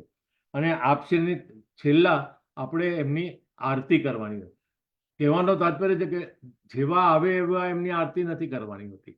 એમને અહીંયાથી પધારી જાય એટલે એમનું જ્યારે ગમન થાય, અહીંયાથી આપણે ત્યાંથી આજ્ઞા લેતા હોય એ પહેલાં એમની આરતી કરવાની હોય. આપણે હંમેશા ભગવાનની આરતી ક્યારે? છેલ્લા એમના જે દર્શન હોય, સમજે મંગળા હોય તો મંગળાની આરતી પછી થાય, મંગળાના દર્શન થયા પછી, એ ભોગ થયા પછી, જેમ રાજભોગ હતો રાજભોગ પછી, એટલે આરતી છેલ્લી થાય. એવી રીતે અહીંયા એમની પધરામણી થાય તો આપણે એમની આરતી છેલ્લા કરવાની. પણ એ પહેલા એક બહુ મોટું ઇમ્પોર્ટન્ટ વસ્તુ છે, એમાં હું તમને એની થોડી હિસ્ટોરિકલ 2 મિનિટની વાત છે કે આગળના સમયમાં રાજા મહારાજાઓ મોટા સેવક હતા, અને એ બહુ જ એમ કહેવાય ધનાઢ્ય હતા, અને એ લોકો આ સેવકો પોતાના ધર્મને શીખવાડવાની સમાજને હંમેશા એક જાતની એમ કહેવાય કે પ્રોત્સાહન આપતા હતા. એટલે એમના મહેલમાં, એમના રાજમાં, ત્યાં દરબારમાં આપણા જેવા અથવા બીજા ગુરુઓને પધારાવી, આમ વશિષ્ઠ મુનિ ને આ મુનિ, આ બધા જે તે વખતના રાજ રજવાડા આપણા જ વલ્લભ પ્રભુની વાત કરીએ તો એ જે ગામનું નામ છે મને યાદ નથી, પણ એ જે રાજા હતા એ રાજા એટલા સરસ હતું કે મહાપ્રભુજીને ત્રાજવામાં તોલીને એટલા એમના વજન પૂરતી સોના મહોરો એમને ભેટમાં આપી હતી. એ વાત જુદી છે કે એ તો નિષ્કામ ભક્ત હતા, એટલે એ તો પોતે પ્રભુ હતા, તો એમને તો આવી કોઈ દ્રવ્યમાં એમની કોઈ આસક્તિ હતી જ નહીં, એટલે એમને 7 સોના મહોરો લીધી અને બાકીની સોના મહોરો એમના આજુબાજુના બ્રાહ્મણોમાં એમને વેચી દીધી. પણ કહેવાનો મતલબ હતું કે પ્રભુ તમારે ઘેર પધારે ત્યારે તમારી યથાશક્તિ એવી હોય તો તમારે એ લેવલની પણ તમે ગુરુને દક્ષિણા આપી શકો છો. પણ આજે એ નથી થતું, તો એની અવેજીમાં શું થાય છે, આપણે એમની અવેજીમાં કેસર સ્નાન કરાવીએ છીએ. એટલે એમને જ્યારે પધરાવીએ, જ્યારે એમને ત્યાં આપણે આસન આપીએ અને આપણે મેં જે આગળ વાત કરી એમ એમને ત્યાં બિરાજાવ્યા, ત્યારે એમને આપણે એમના આપશ્રીના ચરણારવિંદના બાજટ ઉપર મૂકેલો, એમના ચરણારવિંદ પાસે બાજટમાં વાસણ મૂકી એમાં કેસરનું પાણી લગાવી એમને એમના ચરણને એનાથી ધોવાના. એ ધોયા, એ વાસણમાં ધોઈ લીધા પછી આપણે એમના ચરણમાં કંકુ ચોખા મૂકીને એમનું પ્રક્ષાલન કહેવાય, એને ચરણારવિંદનું પાદ પ્રક્ષાલન કહેવાય. એટલે એ કરીએ ને એનાથી એવું થાય કે ભાઈ આ જે જળ આપે ને પછી આપણે એ જળ આપણે માથે લઈ શકીએ. ઘણા એ જમાનામાં લોકો ઘણા તો એને અધરામૃત કરીને એને આરોગ્ય બી જતા હતા, પણ આપણે આજે એવું ના કરીને આપણે આંખે ને માથે ચડાવીને આપણા આખા ઘરમાં બી જો આપણે એને છાંટીએ તો આપણી એમના ચરણારવિંદની આખી સુગંધ આખા ઘરમાં ફેલાય. આ આપણો એનો પોતાનો મંતવ્ય છે. એ કર્યા પછી આપણે એમને જ્યારે જવાની તૈયારી હોય, એમની ચરણ ભેટને બધું ધરી દીધી પછી આપણે આરતી કરવાની. અને એ આરતીમાં આપણે તો બહુ આપણે તો ઘણી વાર બધાએ જોયું હશે કે હવેલીમાં બી બોલીએ છે કે પરમ કૃપાલુ શ્રી વલ્લભનંદન કરત કૃપા નિજ માથે જે હાથ દે માથે જે શરણ સાથે અનુગ્રહી ગહી સોપત શ્રી ગોવર્ધનનાથ. આ જે છે દોડ અથવા જે આરતીનું દોડ છે એ ગાઈ અને આપણે એમની પધરામણીનું જે શું કહેવાય કે ક્રિયા છે અથવા એ જે પ્રસંગ છે આપણે અહીંયા પૂરું કરી આપણે એમને વાસ્તે ગાસ્તે પાછા આપણી સાથે જે બધા સેવકો હોય, આપણા કુટુંબીજનો હોય, એમને એક ભાવભીની વિદાય આપીએ. અને વિદાય આપણે માંથી આપણે એમને પાછા જ્યાં હતા ત્યાં યથાસ્થાને પધરાવી દઈએ. જેમ ઘણીવાર આપણે મર્યાદા ભક્તિમાં જોઈએ છે કે આપણે જ્યારે વિધિ કરતા હોય કે કોઈ સમજો કે તમે સત્યનારાયણની કથા કરતા હોય ત્યારે બધા ભગવાનોનું તમે આહ્વાન કરો, એટલે એમને આમંત્રિત કરો અને પછી જ્યારે પૂજા પતી જાય ત્યારે આપણે એમને યથાસ્થાને પધરાવવાની આપણે વિનંતી કરીએ. એવી રીતે આપણે આ ગુરુજીને આપણે જ્યાંથી આપણે એમને લાવ્યા હતા, અહીંયા આપણા ઘરે પધરાવ્યા હતા, એમને આપણે ત્યાં યથાસ્થાને પાછા જઈને આપણે એમને ત્યાં આગળ પહોંચાડી દઈએ. તો આ હતી વલ્લભકુળને આચાર્ય વિચારની સેવા. આપણે એવી રીતે, કારણ કે આમાં તમે કહો કે ભગવાન, અરે આપણે ગુરુને કેવી રીતે શોધવા? આપણે ગુરુને શોધવાના નથી. ગુરુ આપણને આપણી ભક્તિના ભાવનાથી ગુરુ સામેથી આપણને ખબર પડી જાય કે આ આપણા ગુરુ છે. જેમ ધ્રુવ ભગવાન જંગલમાં એ તપ કરવા ગયા ત્યારે એ કઈ ગુરુને શોધવા નતા ગયા, બ્રહ્માજી એને શોધતા આવ્યા અને એને કીધું કે તું અહીંયા તપ કરે છે તો તને પૂર્ણ મેળવીશ કેવી રીતે? એટલે પછી કીધું કે મને મળશે તો કે હું તને ગુરુ મંત્ર આપું છું. એટલે બ્રહ્માજીએ જ્યારે એમને ગુરુ મંત્ર આપ્યો, ઓમ નમો ભગવતે વાસુદેવાય, એ મંત્રના જપ વડે ધ્રુવ પ્રભુને પામી શક્યા. સેમ રીતે પ્રહલાદને ત્યારે બી નારદજી ગુરુ તરીકે પધાર્યા હતા. એટલે એમના માતુશ્રી જે હતા અજુબા, એ એમને કોઈકે ઇન્દ્ર ભગવાને લઈ લીધા હતા, ચોરી ગયા હતા, હિરણ્યકશ્યપના પત્ની હતા તે, તો એમાં ત્યાંથી છોડાવીને નારદજીએ પોતાના આશ્રમમાં મૂક્યા. તો એમને ખબર હતી કે આ ભક્ત આટલો અધિકારી છે. એવા આપણે જો અધિકારી થઈએ તો આપણે ગુરુ શોધવાની જરૂર નથી પડતી. ગુરુ આપોઆપ આપણને શોધી કાઢશે. આપણે આપણા ઘરે આવવાની એ પોતે જ તમને પ્રેરણા કરશે અને આ રીતે મળી શકે. તો આ હતી આ ટૂંકમાં આ બધી વાતો ગુરુને પધરાવવાની. પણ આ વસ્તુ આપણને જેટલી સિમ્પલ લાગે છે એટલી સજાગ છે. આપણે આંખો અને હૃદયની ભાવનાના ઊંડાણથી જો આપણે એમની આગતા સાધતા કરીએ અને આપણું પ્રદાન કરીએ તો ખરેખર એમનો ખરેખર આશીર્વાદ એમનો મળે. અને એ ગુરુ જ્યારે તમારા માથા પર આશીર્વાદ કરીને એ તમારો એમનો હાથ તમારા માથા પર મૂકે તો સમજો કે એ તમારું વાઇબ્રેશન એકદમ સોલિડ થઈ ગયું, કારણ કે કનેક્શન બેસી ગયું. આપણે કેવું કોઈ વાયરને પ્લગમાં નાખીએ એટલે લાઇટ ઝબકે છે, એવી રીતે એમનો હાથ જો તમારા માથા પર આવ્યો અને તમારા ખભાને એમને તમારા પીઠને થાબડી એમને, તો સમજી લેવાને કે તમારો બેડો પાર થઈ ગયો છે. આ ખરેખર આ વસ્તુ સમજવા જેવી છે અને એનો તમારે પ્રતીતિ કરવા જેવી છે. બોલો શ્રી વલ્લભાધીશ કી જય. થેન્ક યુ કલ્પેશ અંકલ, બહુ સરસ હતું. શોર્ટમાં બધું સરસ, બહુ સરસ સમજાવી દીધું. પણ રેકોર્ડિંગ આપણે બધું થઈ ગયું છે, એટલે આપણા નેક્સ્ટ જનરેશનને પણ આઈડિયા આવી શકે એના માટે જ આપણે આવા બધા ટોપિકો લઈએ છીએ કે જે નેક્સ્ટ જનરેશનને પણ આપણા વૈષ્ણવના વિચાર, આવા કોઈ પ્રોત્સાહિત ટોપિક પ્રોટોકોલ્સ હોય ને તો ચોક્કસ મને કહેવું, કારણ કે મને આ બહુ ગમે છે. અને મારી તો ઈચ્છા છે કે અમારી તો આટલી ઉંમર થઈ ગઈ, પણ અમારા પછી અમારો જો આવો વારસો કોઈ લઈ લેતો હોય તો આના જેવું રૂડું કશું નહીં. અમને અમારી તો આ એક પોતાની સેવા અમારી ફળે કહેવાય કે ભાઈ અમારો આ વખતનો જીવ અમારો તો એળે નથી ગયો. આ અવતાર અમે ભગવાનની સેવામાં આપ્યો, અર્પિત કર્યો. તો એટલે મને તો આ સત્સંગમાં એટલે હંમેશા હાજર રહેવાનું મન થાય છે. અને આવા ટોપિક હોય તો મને ખરેખર કહેવાનું બહુ જ આનંદ આવે છે. Thank you so much Kalpesh uncle, તમારા એટલા કહેવાથી કેટલું બધું અમને બધાને લાભ થયો. એ તો પ્રભુ મને નિમિત્ત બનાવે છે, બાકી આપણે તો શું કહેવાના હતા. પણ જે વસ્તુની ભાવના ઊભી થાય છે અને કદાચ મારા આ બોલવાથી અથવા આ પ્રસંગથી બધાના મનમાં એક જાતની ઉત્કંઠા જાગી હોય અને આ વસ્તુનું માર્ગદર્શન મળી, નેક્સ્ટ ટાઈમ તમને બીક હશે ને તો એ બીક નહીં લાગે. આજે તમને એવું ના થાય કે ગુરુને પધરાવીએ કેવી રીતે, શું કરવાનું હોય, શું ના કરવાનું હોય, એ જાતનું જે તમારામાં કન્ફ્યુઝન કે અસમજતા એ ના રહે. આ તમને ક્લેરિટી આપી દીધી કે એક્ઝેક્ટલી તમારે શું પ્રોટોકોલ કરવાનો, અને આ કરશો તો બહુ પરફેક્ટ છે.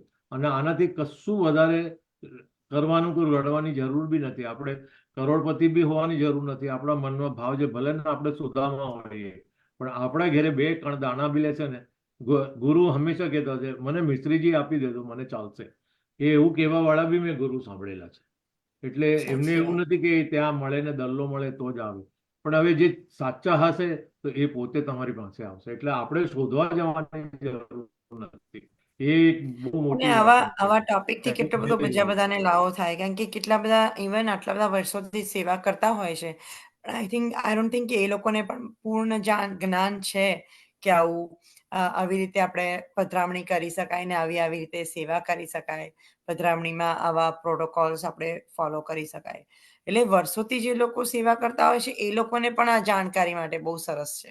એટલે આમાં શું થાય કે તમે સેવા કરતા હોય, પણ જો તમારા ગુરુ અને જે બી તમારા ગુરુઘર હોય જેમને તમારા પ્રભુને પસ્તાવે અથવા જેમને તમને બ્રહ્મચમંત આપ્યા છે, જો તમે એ ગુરુ જો આવી ગયા તમારે અહીંયા એરિયામાં, અથવા તમે ક્યારે ઠાકોરજીને લઈને એમના હવેલીની આસપાસ, સમજો મુંબઈ છે મારું ગામ, તો મુંબઈ ઠાકોરજીને પધરાવું તો હું એવી વિનંતી કરું ગુરુને કે ભાઈ આજે હું અહીંયા છું, તો મારા મોટા મંદિરના ગુરુ અમારા હતા, જે હિલાક બાબા હતા, એમના પરપિતા પરદાદા મારા ગુરુ હતા. તો મને એક આનંદ આવે કે ભાઈ ચલો આજે હું અહીંયા છું તો મારા પ્રભુનો મળે, એ મળશે તો મારા પ્રભુને આનંદ આવશે.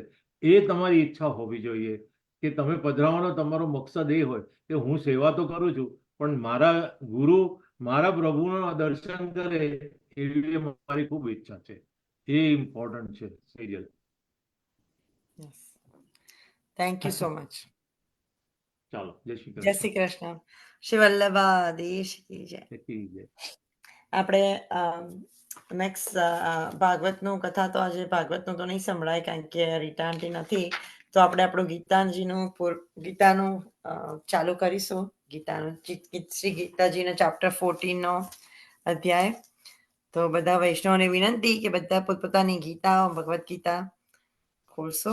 આપણે 14મો અધ્યાયથી શરૂઆત કરીશું. 14મો અધ્યાયમાં આપણે શ્લોક નંબર પહેલાથી જ ચાલુ થશે. લતા આંટી. જય શ્રી કૃષ્ણ સર્વ વિષ્ણુને. જય શ્રી કૃષ્ણ. એક મિનિટ.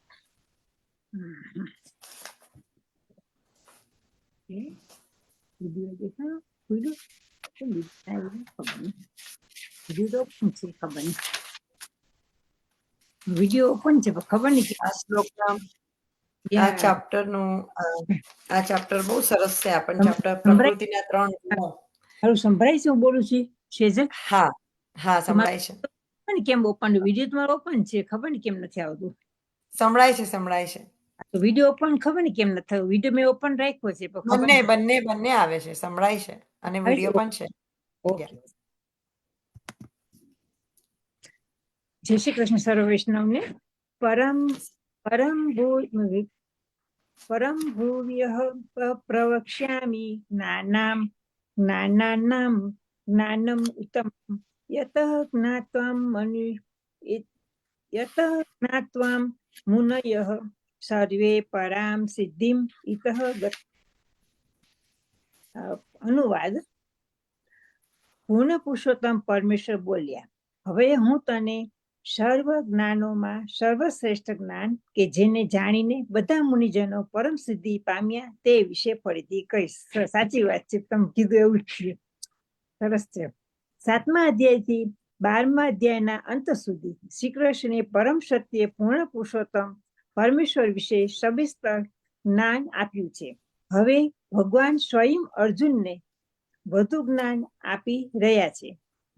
જો કોઈ મનુષ્ય આ અધ્યાયનો તાત્વિક ચિંતન દ્વારા સારી રીતે સમજી લે તો તેને ભક્તિ વિશેની સમજણ પ્રાપ્ત થશે.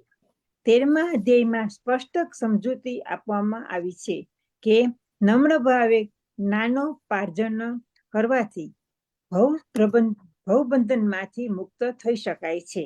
એમ પણ જણાવ્યું છે કે પ્રકૃતિના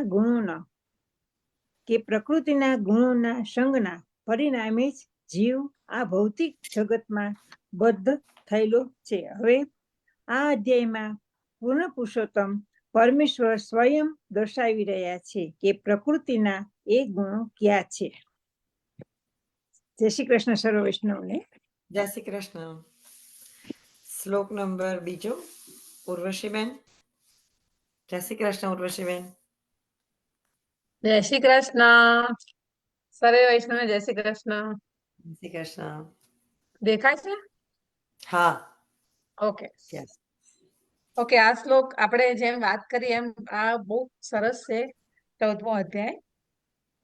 14મા અધ્યાયમાં પાઠ 2 ઇદં જ્ઞાનમ ઉપાસે ત્વમ મમ સાર્થ્યમ આગતા સર્ગે અર્પીન ઉપાજાયતે પ્રલતેના વ્યથિતે ચ. આ જ્ઞાનનો અસ્ત્ર લઈ મારા સ્વરૂપને પામેલો પુરુષ સર્ગમાં સૃષ્ટિની શરૂઆત કરી ઉત્પન્ન થતો નથી અને પ્રલય વખતે પણ વ્યથિત થતો નથી. એટલે કે આ શ્લોકમાં આ ભાગમાં એવું કહે છે કે તમે આ અધ્યાયનું આ 14મા અધ્યાયનું જો તમે શ્રવણ કરશો તો તમારો જીવ વ્યથિત નહીં થાય અને ફરી પેદા નહીં થાય. આગળના અધ્યાયમાં અનુસંધાનમાં જ આ અધ્યાયની વાત સમજાવી છે. આગળમાં છેલ્લે પુરુષ પ્રકૃતિની વાત છે અને પ્રકૃતિ અર્થાત માનવના મૂળભૂત સ્વભાવની પણ વાત કરી છે. દરેકને પોતાનો સ્વભાવ જે ચક્કરે ચડાવે છે. આગળ પણ કહેવાયું છે કે પ્રકૃતિના જોરથી પાછું તારું શું ચાલવાનું છે એવું કહેવામાં આવ્યું છે. તો મને એ બાબતમાં થોડું એક્ઝામ્પલ આપવાનું મન થાય છે કે જ્યારે આ અધ્યાય ચાલતી હતી, બધી અધ્યાયની વાતો ચાલતી ત્યારે મહાદેવજીએ પાર્વતીને કહે છે કે હવે તું મને ભવબંધનમાંથી છુટકારો અપાવતા 14મા અધ્યાયનું મહાત્મા તમને કહું છું. એટલે પાર્વતીને સંભળાવે છે 14મા અધ્યાયનું કે સાંભળો. સિંહલ દ્વીપમાં એક પરાક્રમી કલા રસિક વિક્રમ બેતાલ નામનો રાજા હતો. એક વખતે તે શિકાર માટે 2 કૂતરા લઈ અને રાજકુમાર સાથે વનમાં ગયો. ત્યાં જઈને તેમને ભાગતા સસલા તરફ કૂતરા છોડી દીધા. સસલું પણ જીવ બચાવવા માટે દોડતું જાણે ઉડતું એમ ભાગ્યું ને આખરે થાકીને એક ઊંડા ખાડામાં પડી ગયું. પરિણામે કૂતરાથી તો બચી ગયું, પછી એક એવી જગ્યાએ પહોંચી ગયું જ્યાં પરમ શાંતિ હતી. હરણો નિર્ભયતાથી ચરતા હતા ને ઝાડની છાયામાં લોકો આરામ કરતા હતા. પાંદડા પણ ઝાડથી પડીને નાળિયેર તેમજ કેરીઓ ખાઈને મોજ કરતા હતા. હાથીના બચ્ચા સિંહ સાથે રમતા હતા. ત્યાં વષ્ટ નામના મુનિનો આશ્રમ હતો અને ત્યાં શાંતિચિત્તે લોકો નિયમિત રીતે 14મા અધ્યાયનો પાઠ કરતા હતા. હવે આ સસલું પણ ત્યાં કહ્યું ત્યારે જ વૈષ્ણવ મુનિના કોઈ શિષ્ય પોતાના પગ ધોયા હશે અને તેથી જમીન ભીની થઈ ગયેલી. એ શિષ્ય પણ 14મા અધ્યાયનો પાઠ કરતા હતા અને સસલું હપતું હપતું ભીની માટીના ગાળામાં દઈ ગયું. એ પવિત્ર ભીની માટીના સ્પર્શથી તરત જ એ દિવ્ય વિમાન દ્વારા સ્વર્ગમાં ગયું. ત્યાં પેલી બંને કૂતરાઓ પણ આવી પહોંચ્યા અને એની ભીની માટીના ગાળામાં છાંટા ઉડવાથી ભૂખ તરસથી મુક્ત થઈ અને કૂતરારૂપી ત્યાગ કરી સુંદર યુવતી બની ગયા અને ગાંધર્વોથી શોભતા વિમાનમાં સ્વર્ગમાં ગયા. આ જોઈને સ્કંદર નામના એક શિષ્યને હસીને કારણ પૂછતા, કારણ કે બંને પૂર્વજન્મમાં હવે એ લોકો કેમ ત્યાં ગયા અને કેમ સ્વર્ગમાં ગયા એનું કારણ છે કે બંને પૂર્વજન્મમાં વેરનું કારણ જાણતા તેને સ્કંદર નામનો શિષ્ય હસીને પડ્યો, કારણ કે એ બંને પૂર્વજન્મમાં તેના વેરનું કારણ જાણતા. તેને નવાઈ લાગી. દરમિયાનમાં પેલો રાજા પણ ત્યાં આવી પહોંચ્યો.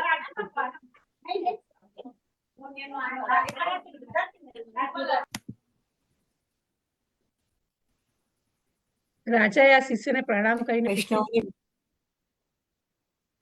વૈષ્ણવને વિનંતી, તમે જ્યારે જોડાઓ ને તો પ્લીઝ મ્યુટ રાખજો, કારણ કે એ ડિસ્ટર્બ થાય છે સત્સંગમાં બીજાને. Thank you. જય શ્રી કૃષ્ણ. એટલે આ પૂર્વજન્મમાં વહેનું કારણ જાણતા નવાઈ લાગી. દરમિયાન રાજા પણ ત્યાં આવી પહોંચ્યો. રાજાએ શિષ્યને પ્રણામ કરી પૂછ્યું, હે બ્રાહ્મણ છે, તદ્દન હલકી કક્ષાના પ્રાણીઓ, કૂતરા, સસલું જ્ઞાની ના હોવા છતાં સ્વર્ગમાં કેમ ગયું? ત્યારે શિષ્ય કહે છે, સાંભળો રાજન, આ વનમાં વત્સ નામના એક બ્રાહ્મણ ઋષિ રહે છે. તેનો નિત્ય ગીતામાં 14મા અધ્યાયનો પાઠ કરે છે. હું એમનો શિષ્ય છું ને એમની પાસેથી જ બ્રહ્મ વિદ્યા શીખ્યો છું અને મારાથી ગુરુજીની માફક પણ હું પણ રોજ 14મા અધ્યાયનો પાઠ કરું છું. મારા પગ ધોવાથી જે પાણી માટીમાં પડ્યું તેના સ્પર્શથી બંને પ્રાણીઓ સ્વર્ગમાં ગયા. અને મહારાષ્ટ્રમાં પ્રદ્યક નામના નગરમાં કેશવ નામનો બ્રાહ્મણ રહેતો હતો. તે બહુ કપટી હતો. એની સ્ત્રીનું નામ વિલોપના અને સ્વચ્છંદી હતી. તેથી એક વખત ગુસ્સામાં આવી બ્રાહ્મણે તેની પત્નીને મારી નાખી અને સ્ત્રી હત્યાનું પાપ લીધું. તે બ્રાહ્મણ સસલું થયો. તેની પત્ની સ્વચ્છંદીપણાને લીધે કૂતરી થઈ અને આજ અચાનક ભેગા થયા અને કૂતરી સસલા પાછળ મારવા દોડી. બંને આ પવિત્ર ગારમાં સ્વસ્થતા મુક્તિ મળી અને સ્વર્ગમાં ગયા.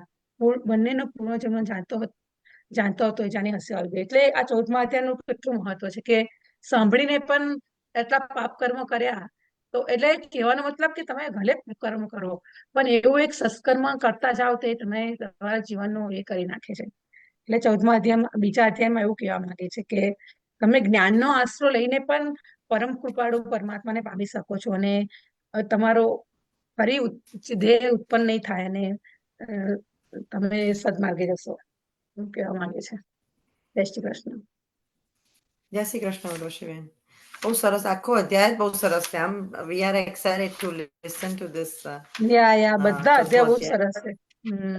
બહુ સરસ છે. એક શ્લોક પણ વસ્તુ આપણને જાણવાની કેટલી બધી મળે છે આમાં. પણ બધા વૈષ્ણવને વિનંતી, જો તમે જોડાઓ જ્યારે ફરીથી પાછા સત્સંગમાં કે ગમે ત્યારે જોડાઓ ને, તો જ્યારે સત્સંગ ચાલતો હોય ત્યારે મહેરબાની કરીને કોઈનું ધ્યાન તમારી પર નહીં લેતા. તમે બધા ભગવત ચિત્તમાં હોય છે. ભગવાનનો આપણે વાતો કરતા હોઈએ છીએ, શ્લોક વાંચતી ઘડીએ અને ભાવાર્થ વાંચતી ઘડીએ, અને કોઈ પણ પ્રેઝન્ટેશન ચાલતું હોય, તમે જોડાઓ તો પ્લીઝ મેક શ્યોર કે તમે મ્યુટ કરી દેજો જોડાઈને, તો જેથી બેકગ્રાઉન્ડ નોઇઝમાં કોઈને ડિસ્ટર્બ નહીં થાય. જય શ્રી કૃષ્ણ. આપણે શ્લોક નંબર ત્રીજો શ્લોક. રશ્મિબેન. જય શ્રી કૃષ્ણ. જય શ્રી કૃષ્ણ. સમ્રાટ. હા.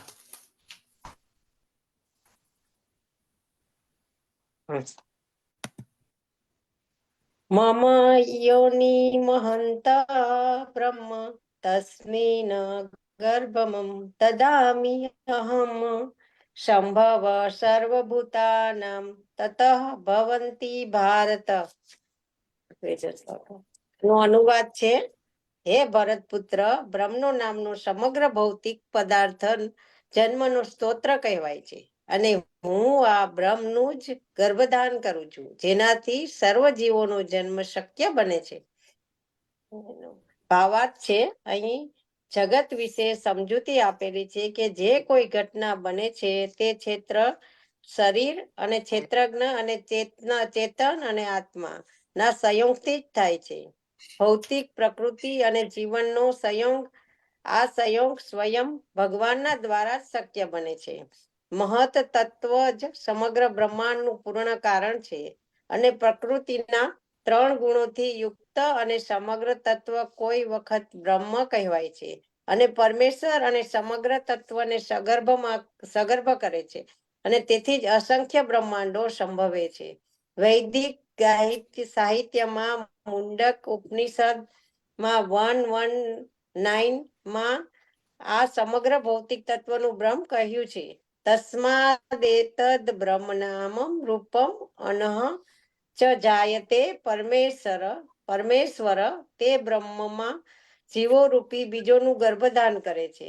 પૃથ્વી, જળ અને અગ્નિ, વાયુ વગેરે 24 તત્વોનું ભૌતિક શક્તિ છે અને તેઓ મહત બ્રહ્મ અર્થાત ભૌતિક પ્રકૃતિના આ ઘટકો છે. અને 7મા અધ્યાયમાં આ અગાઉમાં સમજાવ્યું છે કે તે પ્રમાણે આનાથી ઉપર એક અનન્ય પ્રકૃતિ જીવ છે.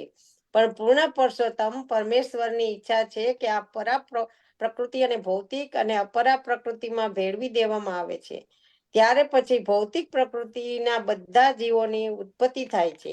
વિછણ અને તેના ઈંડા અને ડાંગરના ખેતરમાં મૂકે છે અને કેટલીક વખત એમ કહેવાય છે કે વીછી ડાંગરમાંથી જ જન્મે છે, પરંતુ ડાંગર વીછીને ઉત્પત્તિનું કારણ નથી. વસ્તુના ઈંડા વિછણે મૂકેલા છે તેવી જ રીતે ભૌતિક પ્રકૃતિના જીવોની ઉત્પત્તિનું કારણ નથી. પૂર્ણ પુરુષોત્તમ અને પરમેશ્વર બીજ આપે છે અને તે જ બીજ ભૌતિક પ્રકૃતિની ઉપજ રૂપે બહાર પડતા જણાય છે.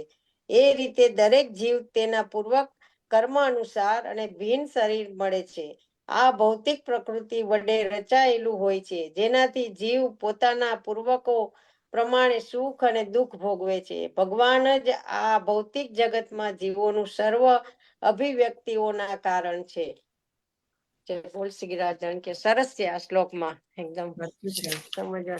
જય શ્રી કૃષ્ણ. જય જય શ્રી કૃષ્ણ. જય શ્રી કૃષ્ણ. શ્લોક નંબર 4 હર્ષિદાબેન, હર્ષિદા આંટી. જય શ્રી કૃષ્ણ સર્વ વૈષ્ણવોને. જય શ્રી કૃષ્ણ. અધ્યાય 14મો શ્લોક 4. સર્વ યોનેષુ કૌંતેય ભૂર્તય સંભવનતિ યા તાસા બ્રહ્મ મહતો નિરહમ બીજ પ્રદહ પિતા. તેનો અનુવાદ: હે કુંતી પુત્ર, એ સમજી લેવું જોઈએ કે સર્વ યોનિઓ આ ભૌતિક પ્રકૃતિમાં જન્મ દ્વારા શક્ય બનાવાય છે અને હું તેમનો બીજ પ્રદાન કરનાર પિતા છું. ભાવાર્થ: આ શ્લોકમાં સ્પષ્ટ ખુલાસો કરવામાં આવ્યો છે કે પૂર્ણ પુરુષોત્તમ પરમેશ્વર કૃષ્ણ સર્વ જીવોના આદ્ય પિતા છે. બધા જીવો ભૌતિક પ્રકૃતિ તથા આધ્યાત્મિક પ્રકૃતિના સંયોગરૂપ છે. આવા જીવો માત્ર આ ગ્રહ પર જ નહીં, પરંતુ દરેક ગ્રહ પર અરે બ્રહ્માના નિવાસ સ્થાન એવા સર્વોચ્ચ લોકમાં પણ હોય છે.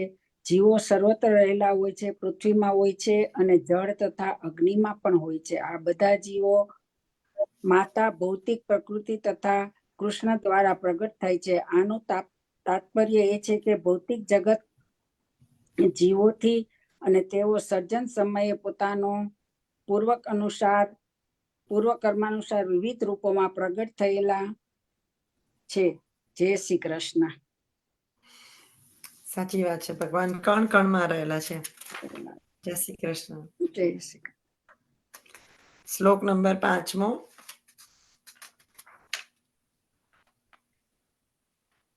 આઈ થિંક એ પદ્માબેને લીધો છે. પદ્માબેન, જય શ્રી કૃષ્ણ પદ્માબેન, અને વેલકમ બેક.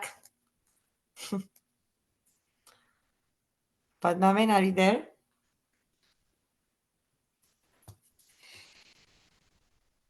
હમણાં તો હતા, ક્યાં ગયા? પદ્માબેન દોશી, હા, જય શ્રી કૃષ્ણ. જય શ્રી કૃષ્ણ. તમે શ્લોક નંબર 5મો લેવાના છો? હા હા. ઓકે. સત્વમ રજસ્તમ ઇતિ ગુણા પ્રકૃતિ સંભવા નિબંધિની મહાબાહો દેહે દેહિનમવ્યયમ સત્વમ રજતમ ઇતિ ગુણા પ્રકૃતિ સંભવા નિબધ્યંત મહાબાહો દેહે દેહિનમ અવ્યયમ. એનો અનુવાદ છે, ભૌતિક પ્રકૃતિ 3 ગુણોની બનેલી છે. તે છે સત્વગુણ, રજોગુણ અને તમોગુણ. જ્યારે સનાતન જીવ પ્રકૃતિના સંસર્ગમાં આવે છે ત્યારે એ મહાબાહુ અર્જુન તે આ ગુણોથી બદ્ધ થઈ જાય છે. ભાવાર્થ: જીવાત્મા દિવ્ય હોવાથી તેને આ ભૌતિક પ્રકૃતિ સાથે કશી નિસ્બત હોતી નથી. તેમ છતાં ભૌતિક જગત દ્વારા બદ્ધ થવાને કારણે તે 3 ભૌતિક પ્રકૃતિના 3 ગુણોના પ્રભાવ હેઠળ કાર્ય કરે છે. જીવોને વિભિન્ન પ્રકૃતિના લીધે જુદા જુદા પ્રકારના શરીર મળેલા છે. તેથી તેઓ એ જ પ્રકૃતિ પ્રમાણે કાર્ય કરવા પ્રેરાય છે. આ જ સંસારના અનેક વિધિ સુખ દુઃખનું કારણ છે. જય શ્રી કૃષ્ણ. સાચી વાત છે. Welcome back Padmaben. મજા થેન્ક આવી યુ, તમને થેન્ક યુ. ઇન્ડિયામાં? બસ મજામાં, 6 મહિના રહી આવી. હવે અમે પછી તમને બહુ મિસ કરતા હતા. હા, આઈ નો. ત્યાં એટલી બીજી થઈ પણ ટાઈમ એડજસ્ટ ઓહ, નતો અચ્છા. થતો ઘણી વાર. હવે આવતી 12મી શિકાગો જાઉં છું. રાઈટ. એટલે અચ્છા. પણ તો yeah. પણ જોડાઈ શકશો તમે, યુએસ માં હશો તો હા જોડાઈ શકશો. Yeah. હા, રાઈટ. જય શ્રી કૃષ્ણ. બધા આપણે નેક્સ્ટ Yes. વીકે હવે લઈશું બાકીના શ્લોક્સ કન્ટિન્યુ. આપણે 14મા અધ્યાયનું કન્ટિન્યુએશન નેક્સ્ટ વીકે રાખીશું. બધા વૈષ્ણવોને વિનંતી કે પોતે જ્યારે આપણે વાંચતા હોઈએ તો આપણી સાથે ગીતાજી અને ભાગવત પુરાણ બધા ગ્રંથો રાખી શકશે. એને ધૂળ ખાવા કરતા બેટર છે કે આપણે એ બધાનું ઉપયોગ કરીશું, વાંચન કરીશું. એટલે ઇવન તો આપણે આપણા સેમ પેજીસ નથી હોતા અમુક વખતે ચોપડીના, તો પણ આપણે એને ખોલીને એના દર્શન કરીશું. આપણે ધારો કે કોઈ ભાગવત પુરાણ વાંચતું હોય તો સાથે સાથે આપણે પણ આપણી બુક્સ વાંચી શકીએ છીએ. તો જેથી આપણને ડોઝ પણ ના લાગે બુક્સને પડી રહેવાથી. બરાબર. એટલે જ આપણે ગ્રંથનું રાખીએ છીએ, ગ્રંથનો સત્સંગ, જેથી આપણે વધારે ને વધારે વાંચન કરી શકીએ. કોઈને ભાવગીત ગાવું છે? જયશ્રીબેન આવ્યા છે આજે? જયશ્રીબેન પટેલ ઓસ્ટન થી જોડાયા છો? જયશ્રીબેન, જય શ્રી કૃષ્ણ. આવી ગઈ. જય શ્રી કૃષ્ણ. જય શ્રી કૃષ્ણ. અમને છે ને તે ભાવગીત માટેના પણ સ્પેશિયલ સ્કિલ્સ વાળા પણ જોઈતા હોય છે. એવું છે? Go ahead. હા, ચાલો. તમે આજે વલ્લભમાં પ્રભુજીનું કીર્તન મૂક્યું ને એટલે મેં હું એ જ લઉં. હા, જય શ્રી કૃષ્ણ. શ્રી વલ્લભ વર ઘેરે આવ્યા, આજ મારે વલ્લભ વર ઘેરે આવ્યા. શ્રી વલ્લભ વર ઘેરે આવ્યા, આજ મારે વલ્લભ વર ઘેરે આવ્યા. દૈવી તે જીવના ભાગ્ય વિસ્તરિયા, દૈવી તે જીવના ભાગ્ય વિસ્તરિયા. પોતે તે પ્રગટ પધારિયા, આજ મારે વલ્લભ વર ઘેરે આવ્યા.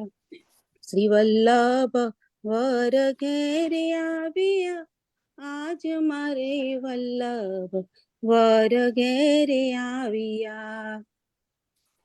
કેસરિયા ધોતીને કેસરી ઉપરણા, કેસરિયા ધોતીને કેસરી ઉપરણા. કુમકુમને પગલે પધારિયા, આજ મારે વલ્લભ વર ઘેરે આવ્યા. ઓ શ્રી વલ્લભ વર ઘેર આવ્યા, આજ મારે વલ્લભ વર ઘેરે આવ્યા.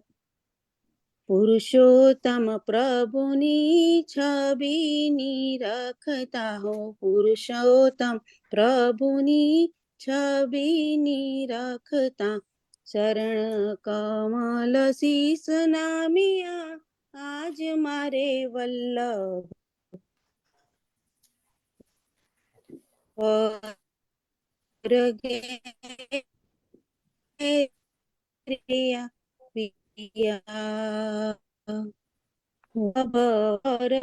વર ઘેરે આવ્યા. જય શ્રી કૃષ્ણ. સર્વે વૈષ્ણવોને જય શ્રી કૃષ્ણ. ધન્યવાદ ઈશ કી જય. બીજા કોઈને ગાવું છે? સોરી. બહુ સરસ ગાયું હા, જે બહુ પરફેક્ટ ટાઈમે ગાયું, બહુ સરસ હતું. સેજલ કોઈ ના ગાવું તો હું ગાઉં. તમે હા મૂકીને તરત જ મેં કીધું હા, બીજા કોઈને ગાવું હોય હા, તો ગાઓ, ગાઓ. આંટી તમારે ગાવું હતું? સેજલ હું ગાઉં. હા, ગાઓ હા ગાઓ. હા ગાઓ. ના કોઈ ના ગાવાનું હોય તો કોઈને ચાન્સ આપ પહેલા. Sure, ના હા, ના, ગાઓ. ઉર્વશી બેન, ના, you are કોઈ ready. હા Go બસ ahead. તમે ગાઓ. ઓકે. Go ahead. શ્રી અમને વલ્લભ સાંભળવા શ્રી મહાપ્રભુજી ગુરુ મારા હૈયામાં બિરાજો. શ્રી વલ્લભરાયજી ગુરુ મારા હૈયામાં બિરાજો.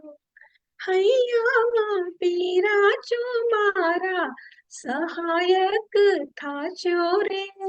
સહાયક થાજો મારા સહાયક થાજો. શ્રી વલ્લભ પ્રભુજી ગુરુ મારા હૈયામાં બિરાજો.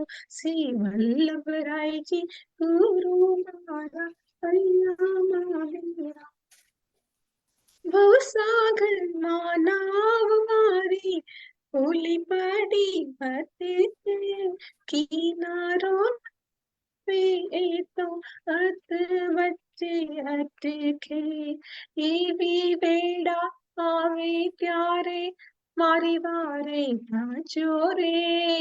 મારી વારે થાજો. શ્રી મહાપ્રભુજી ગુરુ મારા હૈયામાં પધારો. શ્રી વલ્લભરાયજી ગુરુ મારા હૈયામાં બિરાજો. અંતરધીરા ઓરડામાં વ્યાપ્યું અંધારું.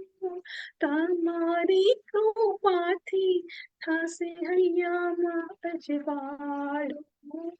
પ્રેરક બનીને વાલા પ્રીતિના પ્યાજો રે. પ્રીતિના પાજો. શ્રી મહાપ્રભુજી ગુરુ મારા હૈયામાં બિરાજો. શ્રી વલ્લભરાયજી ગુરુ મારા હૈયામાં બિરાજો. તમારી થવાને માટે કેડ કસી છે. તમારી કૃપાથી ભક્તિ હૈયે વસી છે. સજાવો શરીરે વાલા સેવાના સાજો રે. સેવાના સાજો.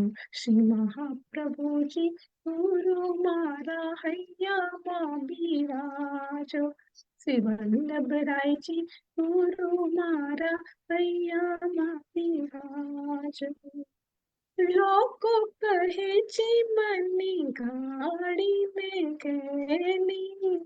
સાચું કહું છું મારા શ્રીજી બાવા બેરી. ભક્તિ રસ રેલાવો મારા હૈયામાં બિરાજો રે.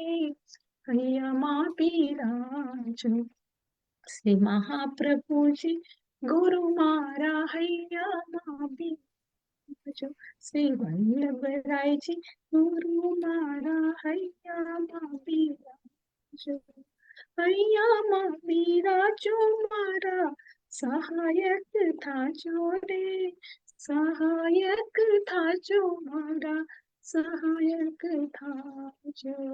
એવી વેળા આવી ત્યારે મારી વારે થાજો રે. મારી વારે થાજો. શ્રી મહાપ્રભુજી ગુરુ મારા હૈયામાં બિરાજો. શ્રી વલ્લભરાયજી ગુરુ મારા હૈયામાં બિરાજો. જય શ્રી કૃષ્ણ. મને તો આજે એવું લાગ્યું કે મારી ઘરે પધરામણી જ થઈ છે વલ્લભ કુળની. ના એમને ગાયું ને તો સુંદર મને હા, તો હું સુંદર પણ ખરે વલ્લભ સુંદર. મહાપ્રભુજી તમે લોકો અહીંયા હોય તો મારે સારું, મારે ગાવું જ ના પડે વલ્લભકુળની પધરામણી વખતે. Thank you so much. આજે બહુ તારે ત્યાં સરસ તો હમણાં બંને ભજન બહુ સરસ હતા. ભાવગીત. હરિરાયજી હમ. તારે ત્યાં પધારવાના છે સેજલ? હા, હા એટલે સારું મુક- તારે ત્યાં મુકામ આપણા બધા કરવાનું. વૈષ્ણવની ઘેર પધારવાના છે. હા, એક્ઝેક્ટલી, હું જ કહું છું. બધા રેડી રહેજો. રેડી રહેજો. સાચી વાત છે ઉર્વશીબેન. હું બધાની ત્યાં એક એક ની ત્યાં લઈને આવીશ છે જેને. અહીંયા ઓસ્ટિન સુધી આવજો તાર તો. ઓ બાપરે. I don't know about that. શ્રીબેન કેવું છે? સેજલ હા. હરિરાયજી છે ને ઓકાલા મારા બ્રધર ને ઘેર જ પધારે છે. એને હા. સુરુચિ બહુજી બંને સાથે. હા હા. તમારે એમનું નામ શું? મુકેશભાઈ ને અજીતા એવું કેશો ને એટલે તરત કહેશે મુકેશ અને અજીતા. હા, હું એમને કહીશ ચોક્કસ. Sure. કહેજો તરત ઓળખી જશે. આપણે આશીર્વાદ કોણ લેશે? આશીર્વાદ ચક્ષુસા તો નથી. ઉર્વશીબેન તમે કહો છો ને તો જેતશ્રીબેન, હું લઈ લઉં. જયશ્રીબેન. આમ રેડી. ઓકે, ગો હેડ. કોણ ગાય છે? શું નામ છે દાદા? શું ચાલ્યું? શું થયું? એમને આ તબિયત તબિયત આ સરસ જ થાય છે. શું ખોટું છે? ઉર્વશીબેન, ગો હેડ. ઓકે. દ્રઢઈના ચરણ કેરો પરોશો, દ્રઢઈના ચરણ કે શ્રી વલ્લભ ચંદ્ર છટા બિના सब जुग मानी अंधेरा भरोशो, दृढ़ई न चरण के साधनो नहीं आखरी में जाशो हो बे सुर कहा कहे विना मोल को चीर परोशो, दृढ़ई चरण दृढ़ई चरण तीर भरोशो, दृढ़ई चरण श्री वल्लभाधीश की, श्याम सुंदर श्री हमने महारानी जी के आज के आनंद की जय। सर्वे वैष्णव ने जय श्री कृष्ण। જય શ્રી કૃષ્ણ. સર્વે વૈષ્ણવોને જગન્નાથ કી જય. ની જય. ગિરિરાજ ધરણ કી જય. વરસ ધરણ કી જય. મહારાજ કી જય. બધા વૈષ્ણવને જય શ્રી કૃષ્ણ. જય શ્રી જય શ્રી કૃષ્ણ. કૃષ્ણ. જય શ્રી કૃષ્ણ. એવરી વીકે મળીએ છીએ આપણે, એટલે બહુ આનંદ આવે છે સત્સંગ કરીને. યા બહુ મજા આવે છે. જય શ્રી કૃષ્ણ. જય શ્રી જય શ્રી કૃષ્ણ. કૃષ્ણ. જય જય શ્રી કૃષ્ણ. હેપી